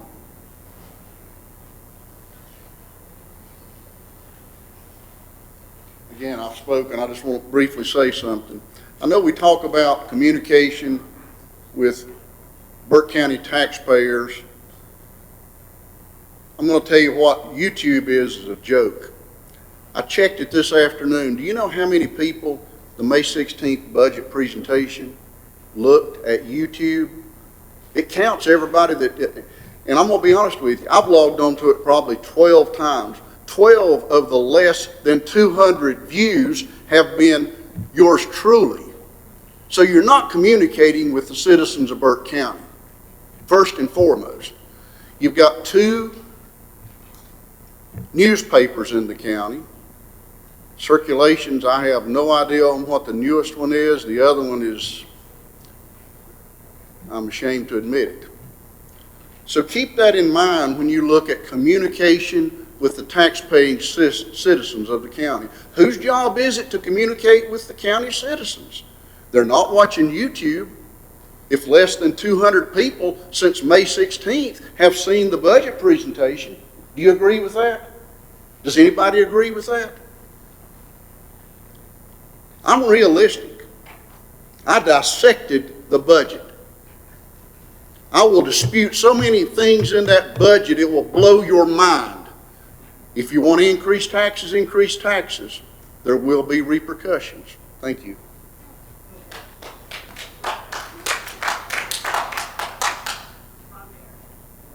Anybody else?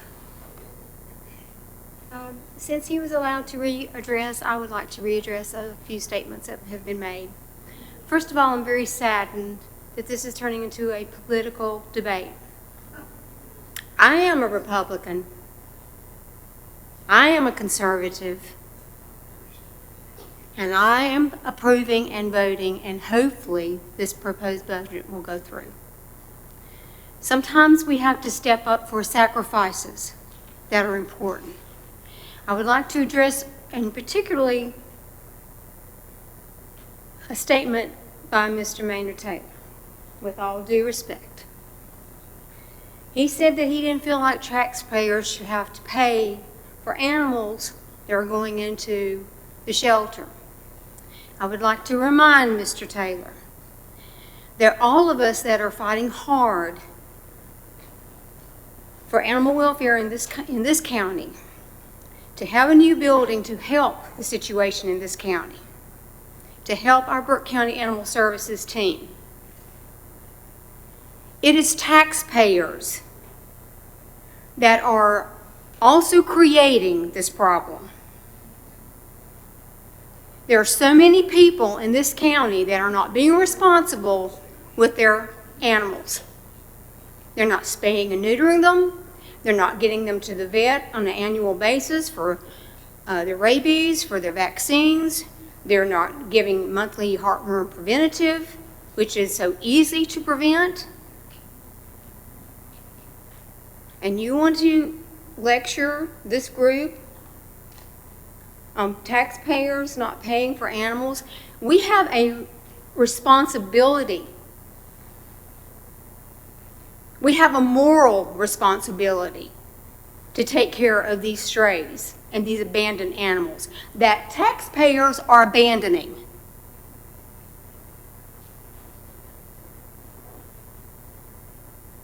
I humbly hope that this does pass, that we do get that animal shelter that is most desperately needed in this county. Thank you for letting me speak again.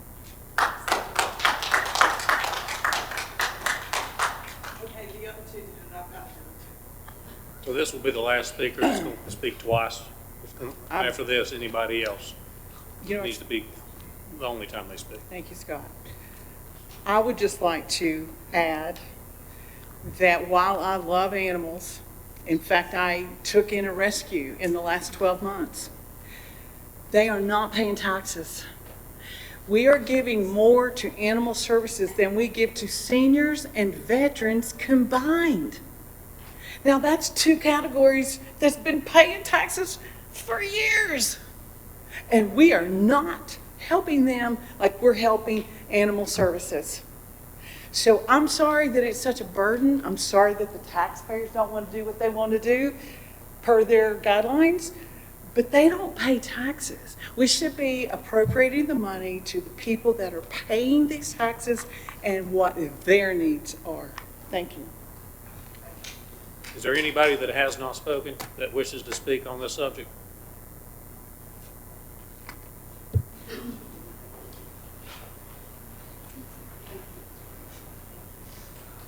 Good evening, Commissioners. My name is Dr. Jennifer McGrady. I am the overseeing veterinarian of Burke County Animal Services. And I did not prepare anything today because I was not expecting there to be so much backlash as there was. I have seen many community members come forward saying desperately that we need a new animal shelter. And I agree that the costs are getting out of hands because they are paying me at my personal clinic to do most of the medical care. Prices would be, or costs would be greatly decreased if we had everything in-house. I stood up here this afternoon receiving a governor's award for volunteerism because of the time that I am giving to this county, to these animals free of charge. I didn't have to do that alone, just doing health certificates to send some of these animals up north to save their lives because that's the only thing we can do because we do not have enough fosters or adopters in this county to deal with our intake. That alone should cost me, or should cost y'all, technically, at least $45 per animal, and I do it for free because I'm here for them. But if we have this new facility, if we have especially the spay and neuter clinic, this is not just for the animals. This is a service for our community members. They will be able to get healthy, adoptable, already spayed and neuter animals that will not contribute to a problem. I would love to see in the future, if we do approve this and get a medical clinic, that this can become a community clinic too for some of our low income citizens. But I do agree that we need it. We talked, some people mentioned earlier that, pushing this debt, pushing this cost down the line for others to pay. Where we're just going to be pushing more problems down the line if we don't seek correction to these decades-old building. And that's not only animal services building, but like the first responder buildings that were mentioned in the budget. These things are services to our citizens and shouldn't really be downgraded as some sort of just we're throwing money at it. All these things that are proposed, especially the animal services building and the things affecting the first responders, will go directly to benefiting our citizens. And I think that's an important thing to make outside of just let's not spend money. But let's spend money towards the things that are going to help our citizens directly. Thank you.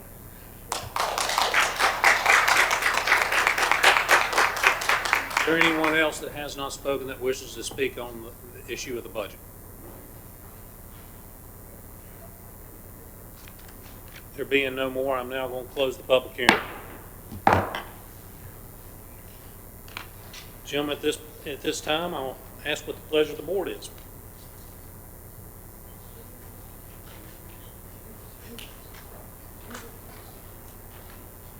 Mr. Chairman, I would like to make a motion that we adopt the fiscal year 23-24 budget ordinance number 2307 by show of hands. Gentlemen, you've heard Commissioner Burns' motion, signify by the uplifted hand. Madam Clerk, Commissioner Burns, myself, Vice Chair Britton, and Commissioner Carswell voted in the affirmative. Those against? Commissioner Smith is against. Mr. County Manager, at this point, we're going through several motions. Do you want to give us clarity on each motion so everyone will understand what we're doing and why we're doing it? Yes, sir. For the action slide that's on the screen, you've obviously held your public hearing. You have adopted the majority of the board proposed budget ordinance. Because of the relationship and some of the consent orders with Burke County Public Schools, the next action item is for the commissioners to consider a memorandum of agreement that links the budget you just approved to the public education funding to public schools of $18.5 million. That's your next action item.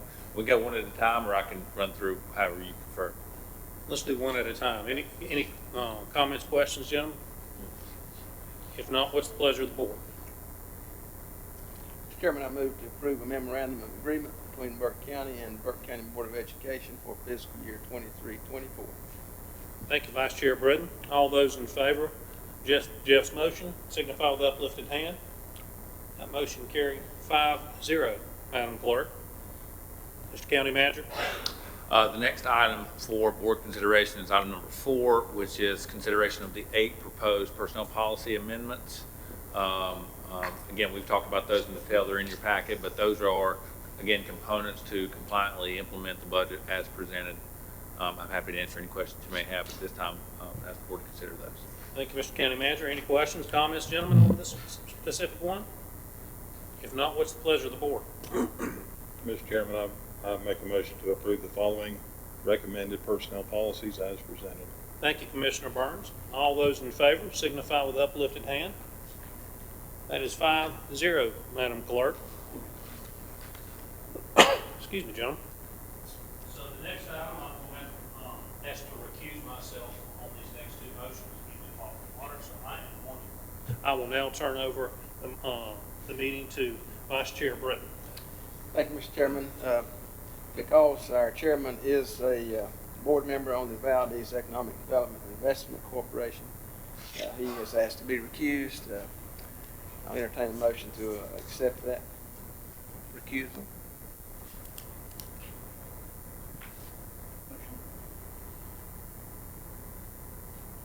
Mr. Chairman, I make a motion that we accept Chairman Moley's recusal from this vote. Thank you. All those in favor, signify by the uplifted hand. All right.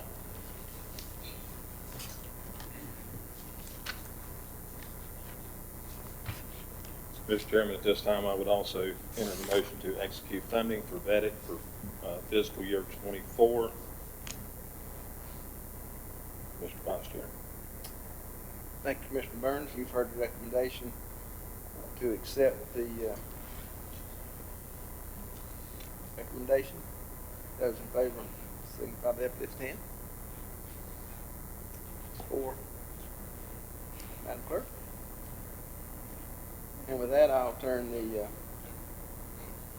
floor back over to our chairman.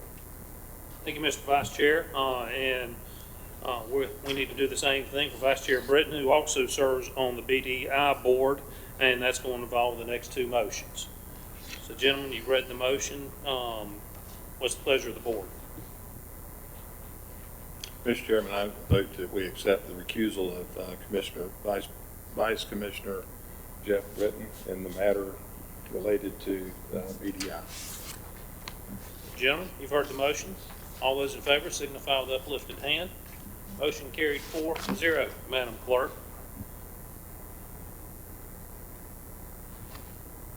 Gentlemen, we also have another motion that we do need to adopt. What's the pleasure of the board? Mr. Chairman, I make a motion we execute the funding for BDI for fiscal year 24. Thank you, Commissioner Burns. All those in favor signify with uplifted hand. Madam Clerk, that measure carried 4-0. Thank you, gentlemen. This will bring us to item number 8, informal public comments. I'll ask each speaker. In this forum, it is limited to 3 minutes. And I'll ask Madam Clerk if we have anybody signed up to speak. Yes, we do, Mr. Chairman, and the first one is Mr. David Moore, and I have a handout for you.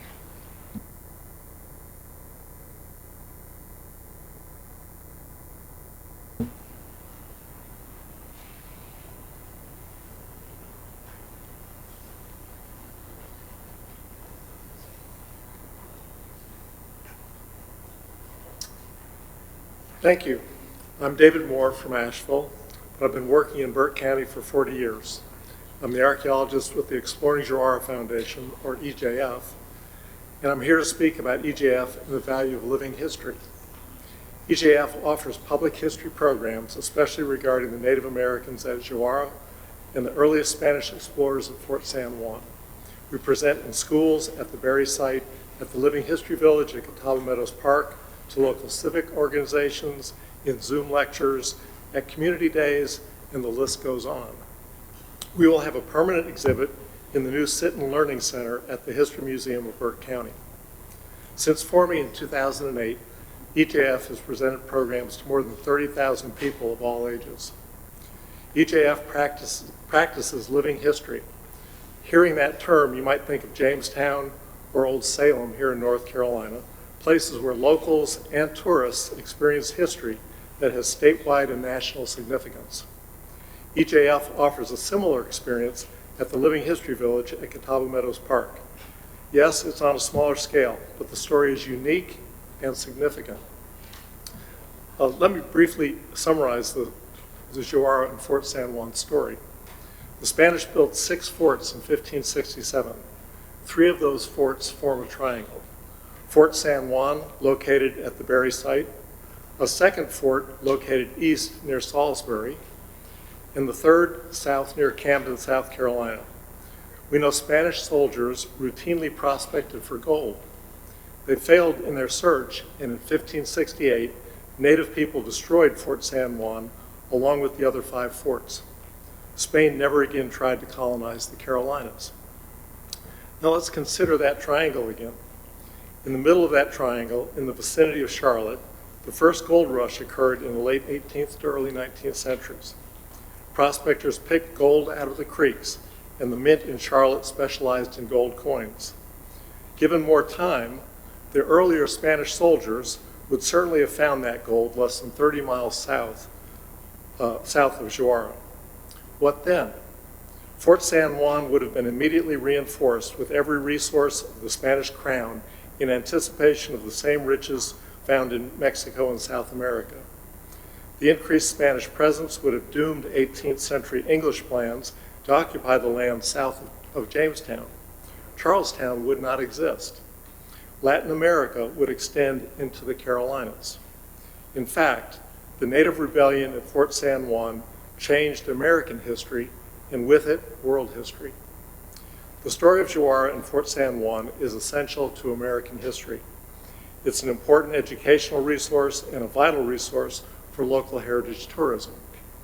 The Exploring Jewara Foundation looks forward to building our capacity to support local educators and local heritage tourism in the future. Thank you.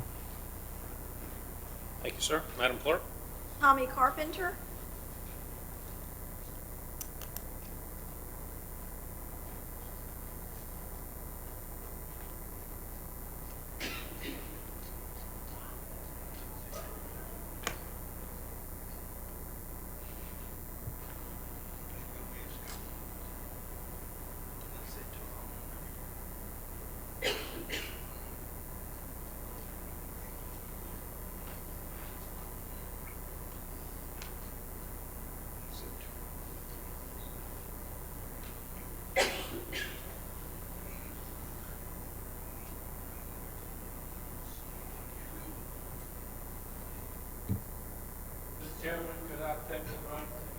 No, that's what I was going to ask. Thank you, Commissioner Taylor.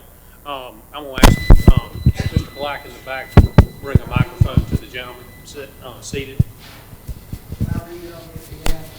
If you'd like to do so, or if he'd like to speak, we can bring the microphone to Mr. Carpenter.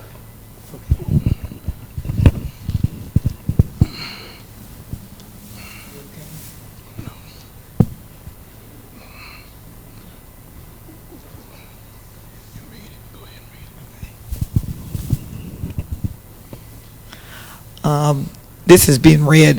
This is Reverend Tommy Carpenter.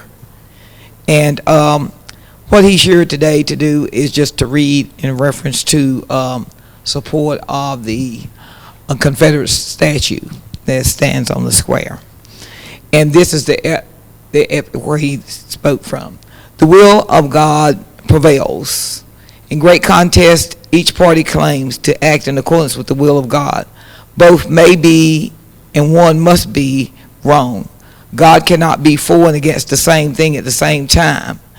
In the present evil war, it is quite possible that God's purpose is something different from the purpose of either party, and yet the human instrumentalities, working just as they do, are the best adaptation to affect his purpose. And this was something I think that President Lincoln was thinking as he had tried to deal with the Confederate and the Union in reference to the war. Like a figure of diminishing slavery. Like a figure from Israel's ancient history, Lincoln was arguing with God, but it was no longer a domesticated deity, an American God, but the ruler of the nations. This truth had begun to dawn to Lincoln, that this God was not at the nation's beck and call, but the nation at his. His thinking was beginning to diverge from the past, followed by Beecher, Dabney, and the overwhelming majority of his contemporaries. Number one, how, if at all, are some or all of these thoughts prevalent in today's argument for or against the removal of Burke County's Confederate monument and statue? Number two, another question. Knowing that today there are Christians on both sides of this issue of the removal of Confederate memorials, how should we approach the argument for its removal? Number three, Lincoln appears to conclude that God is accomplishing something different than what either side is aware of. Could this be the same today? If so, what do you think God is doing, thinking? And to the county commissions tonight, we would like to say from the Burke County Coalition of Reconciliation that we love you, that we appreciate what you're doing, and we're coming together to work forth efforts that we might be able to come to some conclusion, because in the dispensation of time, we have seen God move in ways that not even we can expect or do. As personally, I have seen God take down the signs off the Burke County Courthouse where they was coloreds only water fountains, whites only water fountains, coloreds only bathrooms, and colored whites only bathrooms. But now, in the dispensation of time, I have seen that there's only men's bathroom and women's bathroom. And I believe that God can use us to work along with you to make an effort to make the right choice. God bless you, and we love you. Thank you, sir. Ms. Carla Kincaid.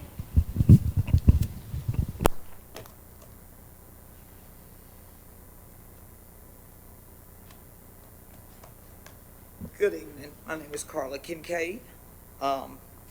I am born and bred Burke County. Of course, all of you know. I'm not a Democrat or Republican. But it's not about that. As somebody said, I'm God's child. I am unaffiliated. And I think eventually we'll see that come to pass, that there'll be no more Republican, no more Democrat, because they can't even get along with their own parties. But I just came to share with you about Juneteenth. I told you that this was going to be kind of educational as I come up as well, which falls right in there with the Confederacy. And I just want to speak of a lady. Her name was Mrs. Lee, and we have several AME churches here in Burke County. I don't know if you even have tried to, the community knows about AME. It seems like that you don't have that much of a population. I think it's important to know where the AME church came from. Of course, they were bred out of the same thing we go through and the same things the slaves went through, of course, because it was in St. George's Church in Philadelphia, where we were told to get up off our knees because we couldn't pray down in the balcony, just like everything else. So that's how the AME church evolved. It wasn't something that we just put up, you know, and I know that some people are not interested in it. That's our stories. So, you know, sometimes we're not interested in other people's story. But I just wanted to share with you about Juneteenth and Opal Lee, who was a Methodist, AME. she was the person who actually stood alongside the president, Joseph Biden, and Vice President Kamala Harris as to sign the bill and to designate in Juneteenth as a national holiday. I think I heard somebody say something about July the 14th as a 4th. As a smaller child, maybe in my teens, I wondered why we celebrated July the 4th and why African Americans celebrated July the 4th, because I knew that just from history and being taught in the segregated churches that we weren't really free in 1776. And I think all of you know that. Maybe the country got their freedom, but our ancestors did not. President Biden was reported to have knelt down before Mrs. Lee before signing the bill and giving Mrs. Lee the first pen that he used. In addition to using her voice to gain that support, Miss Lee for many years had walked 2.5 miles mornings and evenings to symbolize the 2.5 years that expired before enslaved people in Texas knew about the signing of the Emancipation Proclamation. Miss Lee sees Juneteenth as a unifier versus a black or African American event because people of all races and all cultures actively engaged to ensure its elevation to a national holiday status. Just as slavery was abolished, it took more than African Americans to be able to do that. And one day, I hope that this county and the city commissioners, the city officials and the county commission can come together in unity on something as far as the statute is concerned. Even though African Americans are a small part of this community, and some of them see it like you do, there's not a need to take it down to, and that goes African Americans as well as whites. But I might not happen when I'm here. But like I said in the past, I'm speaking for the future. I don't want young people in the future to say, well, why didn't somebody stand up and do something about that? That could have happened years ago. That could have happened 100 years ago, and nobody stood up. Nobody stood up. Some of the people did not stand up, and those people maybe has that same mindset today that they don't need to see that down as well. But it's all about dignity and integrity, and I feel like a little bit of progress is better than no progress at all. Thank you. Thank you. Madam Clerk? Ms. Bev Carlton?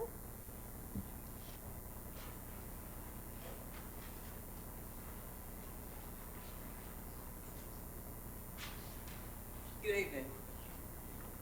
Y'all be here a long time, don't you? The month of June has a lot of observances. It's National Home Ownership Month, and Olive Hill CDC is a housing counseling agency. We serve many people in many ways. So we help people save their homes from foreclosure. We've helped over 2,000 people in the last 20 years save their homes from foreclosure. We help people buy homes affordably with down payment assistance and closing cost money. We do many things in this county, but that's not why I'm here.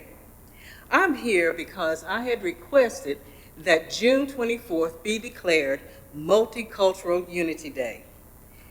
And if I can, in what time I have remaining, read what the declaration says. It says, whereas the County of Burke, City of Morganton supports the Great Seal of the United States of America, which bears the inscription E pluribus unum, which translates from Latin as out of many, one, and whereas the County of Burke, City of Morganton recognizes that strength is derived from its residents and it strives to bring awareness, recognition, and celebration of the diversity among us to safeguard the freedom and values for which our county and city stands, as well as the unity of our community and residents. And whereas the greatest asset of the County of Burke, City of Morganton is its people, and whereas the County of Burke, City of Morganton is comprised of multicultural, multi-ethnic, and multiracial citizens, and whereas friendship, collegiality, civility, respect, and kindness are commonly shared ideas of the collective citizenry of Burke County and the City of Morganton. Whereas our county's proud history has been achieved through the contributions of diverse fabric of races, ethnicities, and cultures, and we are committed to maintaining mutual respect, social justice, and equality as fundamental aspects of our community beyond a single day of recognition, and we seek to deepen the understanding and expression of our humanity by cultivating more inclusive attitudes, beliefs, and behaviors.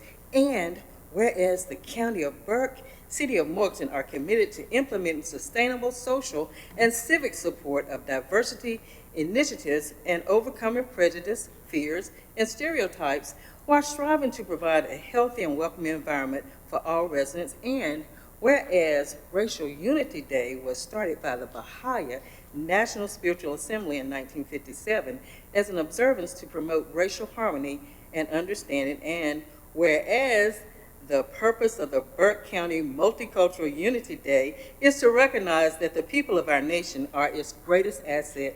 Further, the purpose is to recognize that our nation comprises multicultural, multi-ethnic, multiracial citizens, and to encourage friendship, collegiality, civility, respect, and kindness among them. Whereas Multicultural Unity Day is a time to celebrate the commonly shared ideals of the collective citizenry of our nation by encouraging communities across the United States to reflect on the beauty and richness of the diverse peoples with a spirit of amity toward one another.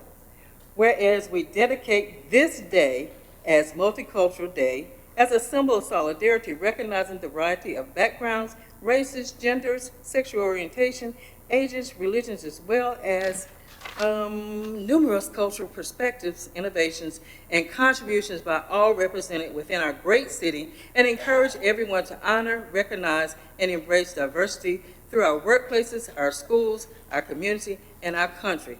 Now, therefore, and I can't read this, it says, you, the county commissioners, do hereby proclaim Saturday, June 24, 2023 as Multicultural Unity Day in Burke County, and encourages all residents and community members to explore, celebrate, and embrace those who have contributed to the richness of our city, our community, and our nation.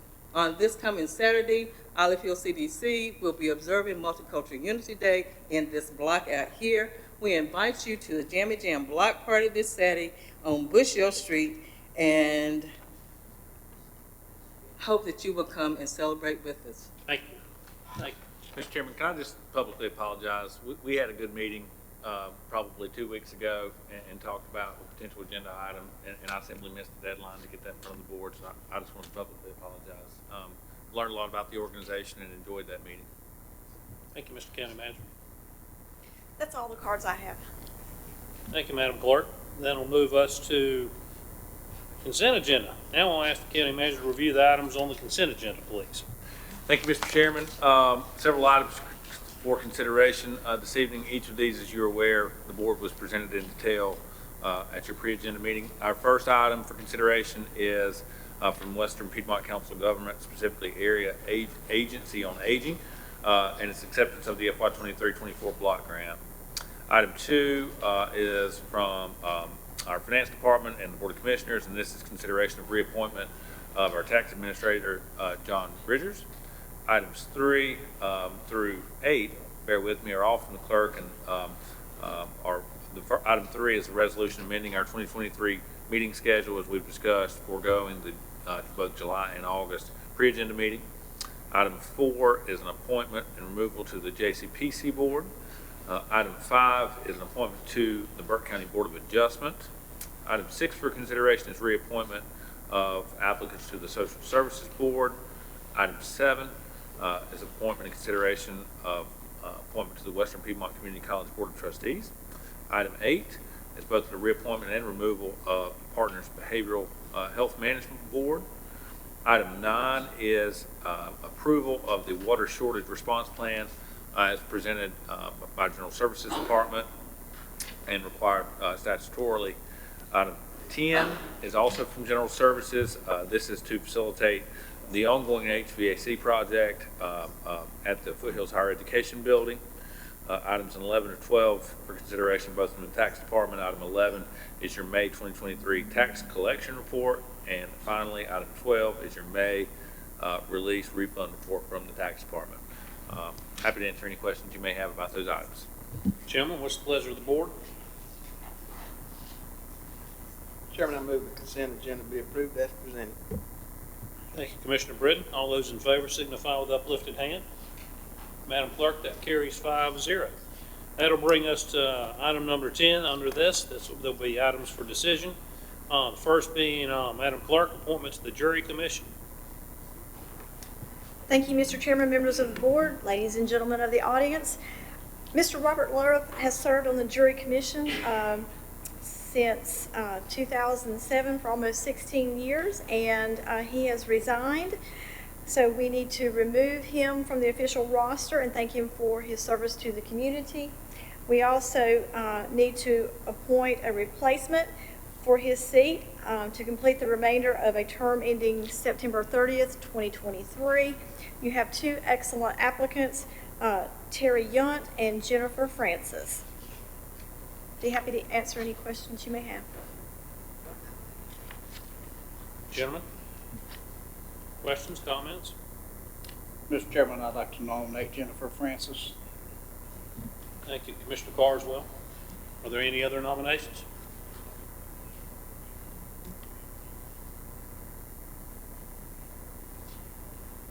So what's the pleasure of the board?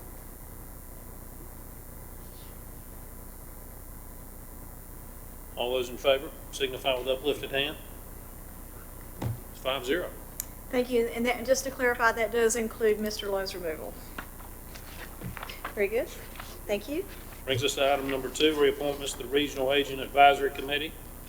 Thank you, Mr. Chairman, members of the board. This is a request to make some appointments or reappointments to the Regional Aging Advisory Committee. You have 4 applicants for 3 seats. You have for seat number 1, Jennifer Francis or Mary Wright. For seat number 2, Paige Pitts or Jennifer Francis. Seat number 4, Jennifer Francis or Stephanie Berry. And the terms is for 2-year terms ending June 30th, 2025. Jim, what's the pleasure of the board?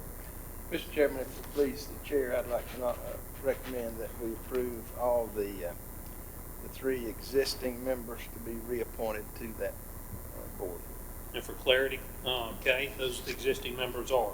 Mary Wright, seat 1, Paige Pitts, seat 2, and Stephanie Berry, seat 4. Thank you, Commissioner Carswell. All those in favor signify with uplifted hand. 5-0, Madam Clerk. Thank you, gentlemen.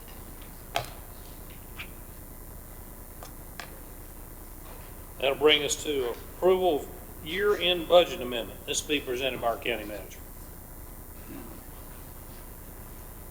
Mr. Chairman, you again presented this 2 weeks ago at your pre-agenda, but this is a customary year-end closeout budget amendment to prepare to close our fiscal year, prepare for our upcoming audit. It also is the initiation of your capital improvement plan and some of the funding mechanics that we've discussed to appropriately allocate some of those resources.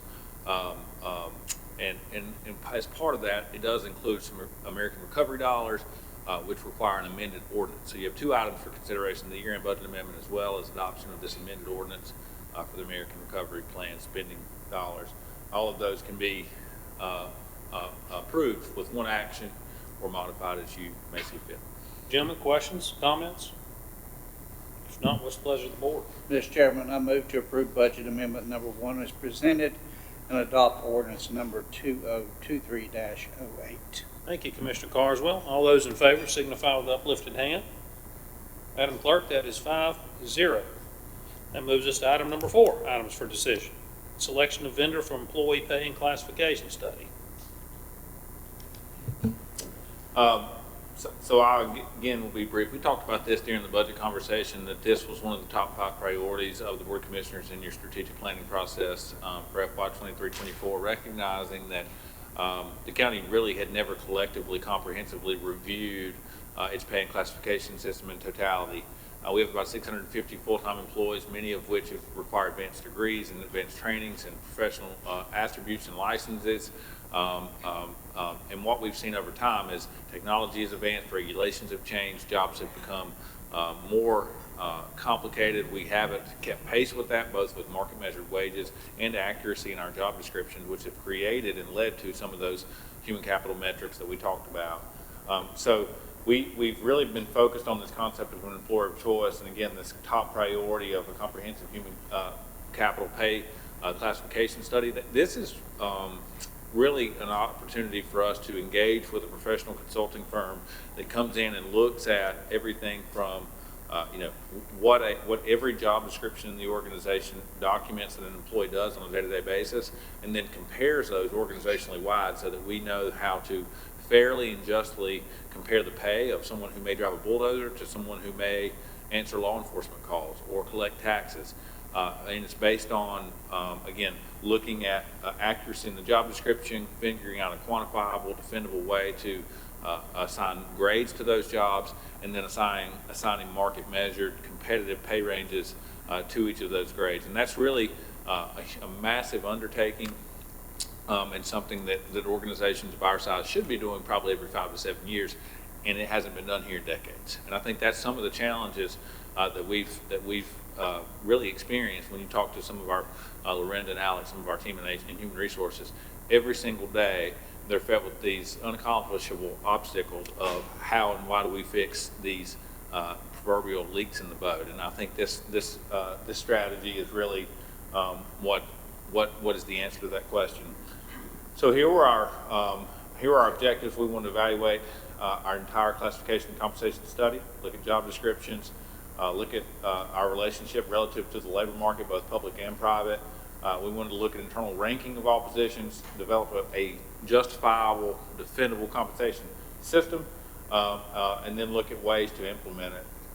Really, that'll start with discussions at a board level and at executive leadership level, and that'll go all the way to the details of asking pretty much an employee from every position in the organization to complete what's called a PAQ. It's essentially a survey, position analysis questionnaire that says, tell us what you do on a daily basis, without looking at your current job description, but actually tell us what your practice is, what you're doing when you clock in till the time you go home, and we'll compare that after some review of supervisors and so forth to what the current job description says and update that.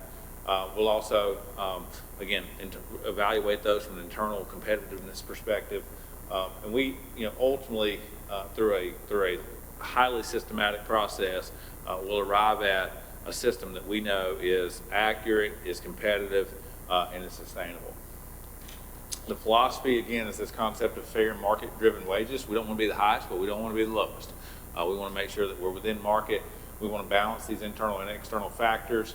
We want to have something that's maintainable and sustainable inside of our fiscal resources. And we also want to have something that's simple and easy to understand. So following the board's endorsement of this strategy, we have released an RFQ, an RFP for qualified firms. We had 5 submissions. The county's executive leadership team received those about 10 days ago, have gone through an extensive review, as well as interviewing firms, and feel like we have a clear leader, a company by the name of Baker Tilly. Many of you may have heard of these folks. They're a national firm. They have worked with many counties in North Carolina, and they do a lot of public sector advisory type work. As you can see on the right-hand side, specifically for Burke County, they're looking at this concept of classification and compensation. Here's a brief snapshot of the team that would be helping us through this process, and as you can see, a super high level of qualification and experience in the public sector with organizations that have exactly the same challenges as Burke County. We're confident in their ability with more than 90 years of experience nationally, and I personally have worked with this firm in another engagement and can really attest to their level of expertise. I think one thing that makes them unique is this SAFE system that is a proprietary system that they own. But when they complete a process like this, they train your internal staff so that you can maintain it. And this SAFE system outlines these 9 very quantifiable and measurable points for each job that allow you to assign this concept of a grade. So when we say When we're evaluating the pay of an EMS paramedic to a public health nurse to a administrative assistant to a detention officer, all very different jobs, very different pre-qualifications to do that, trainings and so forth. Some require heavy physical, some require heavy intellectual and licensing and training. But this provides us a very statistical and analytical system to assign grades that then we can assign wages to that's defendable and balances all of our internal and external factors. So they'll also help us, as part of their proposal, they'll develop these peer organizations so that we can do some benchmarking. Those peer organizations will be used to compare the accuracy of our job descriptions, but it'll also be the basis for measuring how our wage ranges that have a minimum, a midpoint, and a maximum are compared. We have about 250 total positions that represent our 650 full-time and 800 or other 150 part-time employees, and they'll go through each of those. They'll also look at this kind of quality control factor that isn't weighted, and I think that's critical. A lot of times in these situations, you see a small proportionate share. And as a matter of fact, every other submission that we had was only willing to do a small proportional share of those that they advocated was a statistical sampling size. And we felt because of the lack of attention to this particular area in Burke County's history, we felt that doing 100% made the most sense. They'll also help us with some more compliance and regulatory oversight, such as FLSA designation, to develop career ladders, look at our benefit packages and compare that to the market, as well as pay plan policies, which is another objective of modernizing our human capital system. Lastly, they'll develop a final report and a presentation. Our goal is, as well as training our HR staff, which I think is one of the most critical components of the entire engagement. All of that we think will conclude sometime in early December, in which they'll work with the budget team to develop several options for implementation. And we believe that at your work session in 2024, before you kick off next year's budget season, that this board will be able to evaluate this analysis, review the implementation options, and either and develop or select a strategy that you think is most effective and efficient for Burke County long term. So if approved tonight, we would engage with Baker Tilly. The amount that we budgeted in next year's budget is more than their proposal, so that there is no additional resources required. We think that they could be on site beginning in July, with the bulk of the work happening August through November, and then back in front of this board in about 6 months for options and implementation. That was quick, but I'm happy to answer any questions you have. Any quick questions? I've got one quick question. One of the things that you generally see when organizations try to correct themselves is you end up with new employees making about the same rate as tenure employees. Will that be addressed in this? So I think, yes, absolutely. I think that is a component of compression and internal equity. And when you have lagging existing employees that aren't moving through the range adequately and you have vacancies, you're obviously offering those new folks a higher, more market-driven wage to come because they're unlikely to leave their current employer or to join your team if you're not going to pay a fair wage. And when you're talking about public safety and some of the public health nurses and social workers and some of the things that we're statutorily required to do, we have to have that talent. And so that does create these internal equity challenges and this compression. Oftentimes, when you do these types of analysis, what I've seen, Commissioner, is whatever the new minimum is that's market-based, everybody will obviously move to that point.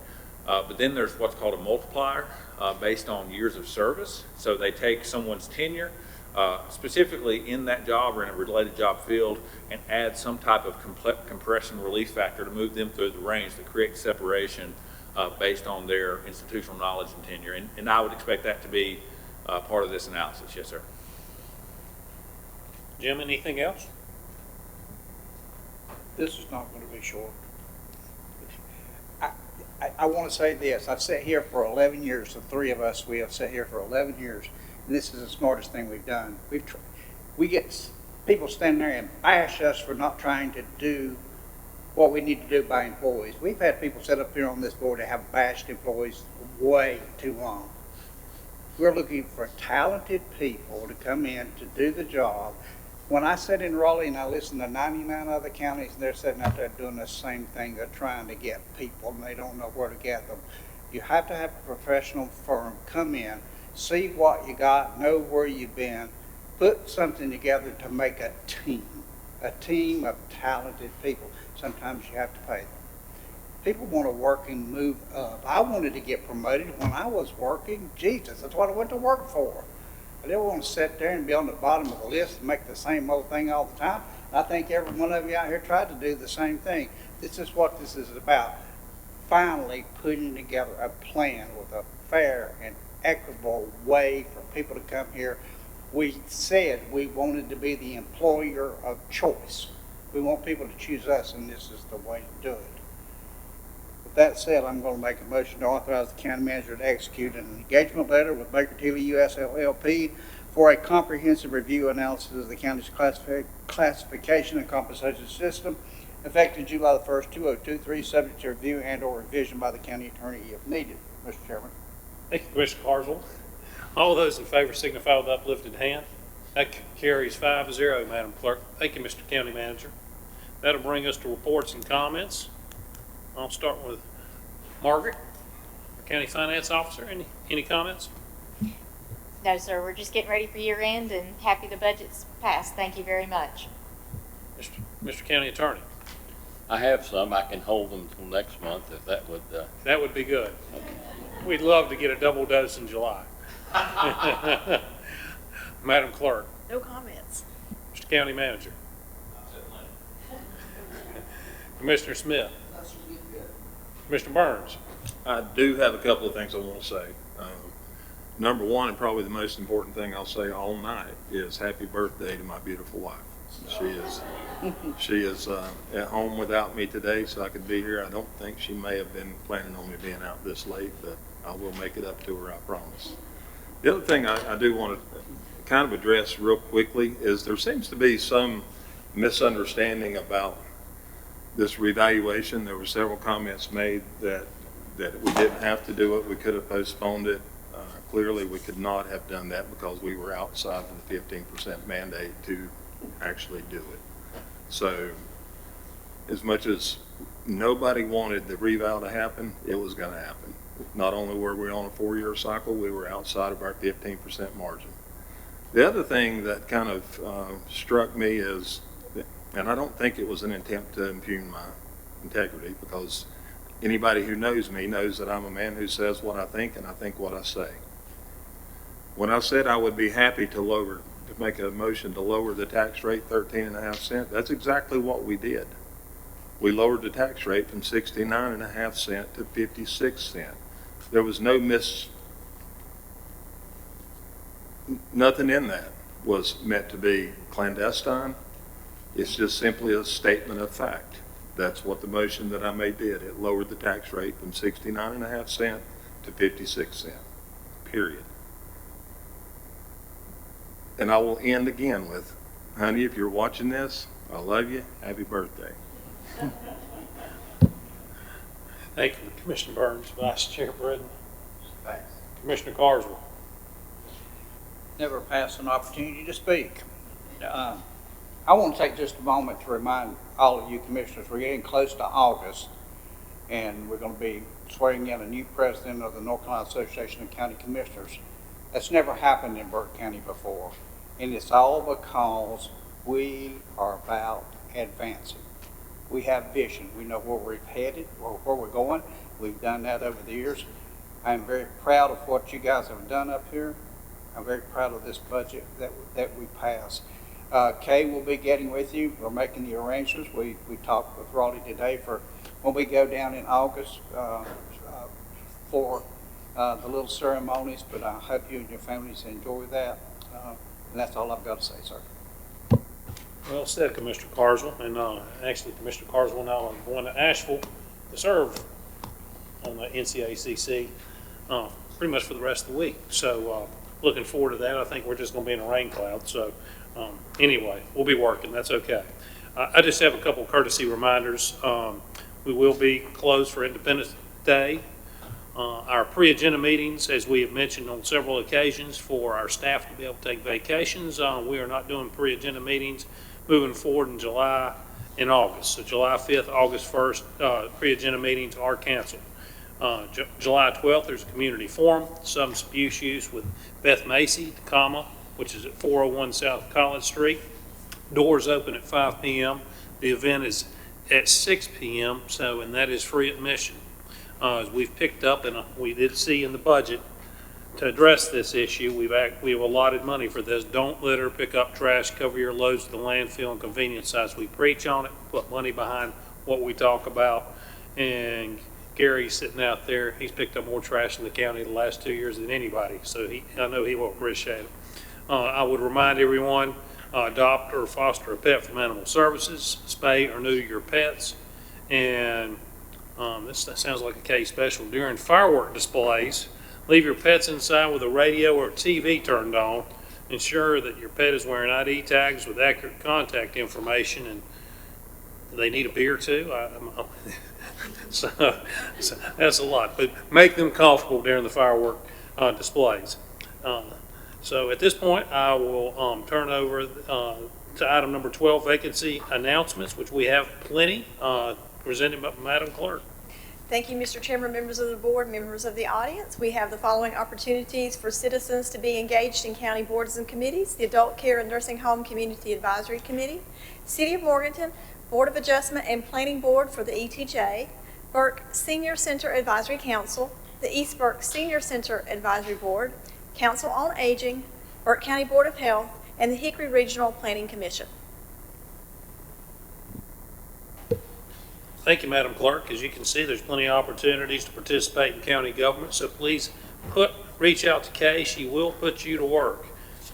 At this point, gentlemen, there is a need for closed session, so I need a motion to go into closed session to prevent the disclosure of information that is privileged or confidential, to discuss threatened or pending litigation, to preserve the attorney-client privilege, to discuss economic development matters, to discuss contractual matters, and to discuss personnel matters as authorized by NCGS 143-318.11A 3, 4, 5, and 6. Motion to go in closed session. Thank you, Commissioner Carswell. All those in favor signify with uplifted hand.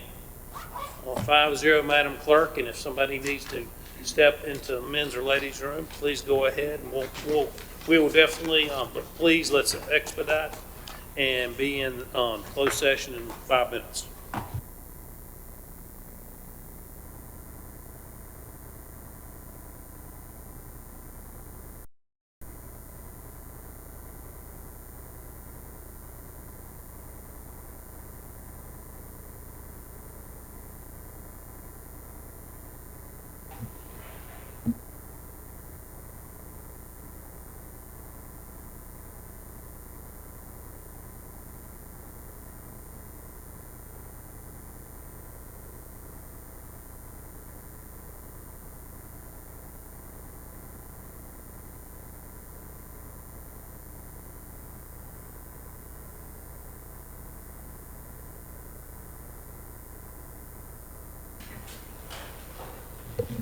We did have a proper motion to come out of closed session. We're now back in open session. Mr. Chairman, I'd like to make a motion to report that the board took action on a personnel matter during closed session. Thank you, Commissioner Carswell. All those in favor signify with uplifted hand. Motion carried 5-0, Madam Clerk. Move to adjourn. Whoa, what was that motion? We did a motion? They were entered open session. The board took action on personnel. They voted on it. They voted on coming back into I suppose. What did you say? What was your motion, sir? Did we? Yeah, they did something else. My motion was the board took action on a personnel matter during closed session. We don't need that. We don't need that. Okay, you need a comment? Just Okay, please, Madam Clerk, please put that comment in minutes and let's retract that vote. Okay. That's good. JR? do we need to do? What do we do to retract the vote? We're all tired. Well, you took a vote on it, so just take the vote. Mr. Chairman, I make a motion to rescind the previous mentioned vote. Okay, all those in favor signify with uplifted hand. Okay, Mr. Chairman, I make a motion we adjourn. all those in favor signify with uplifted hand. Thank you, ladies and gentlemen.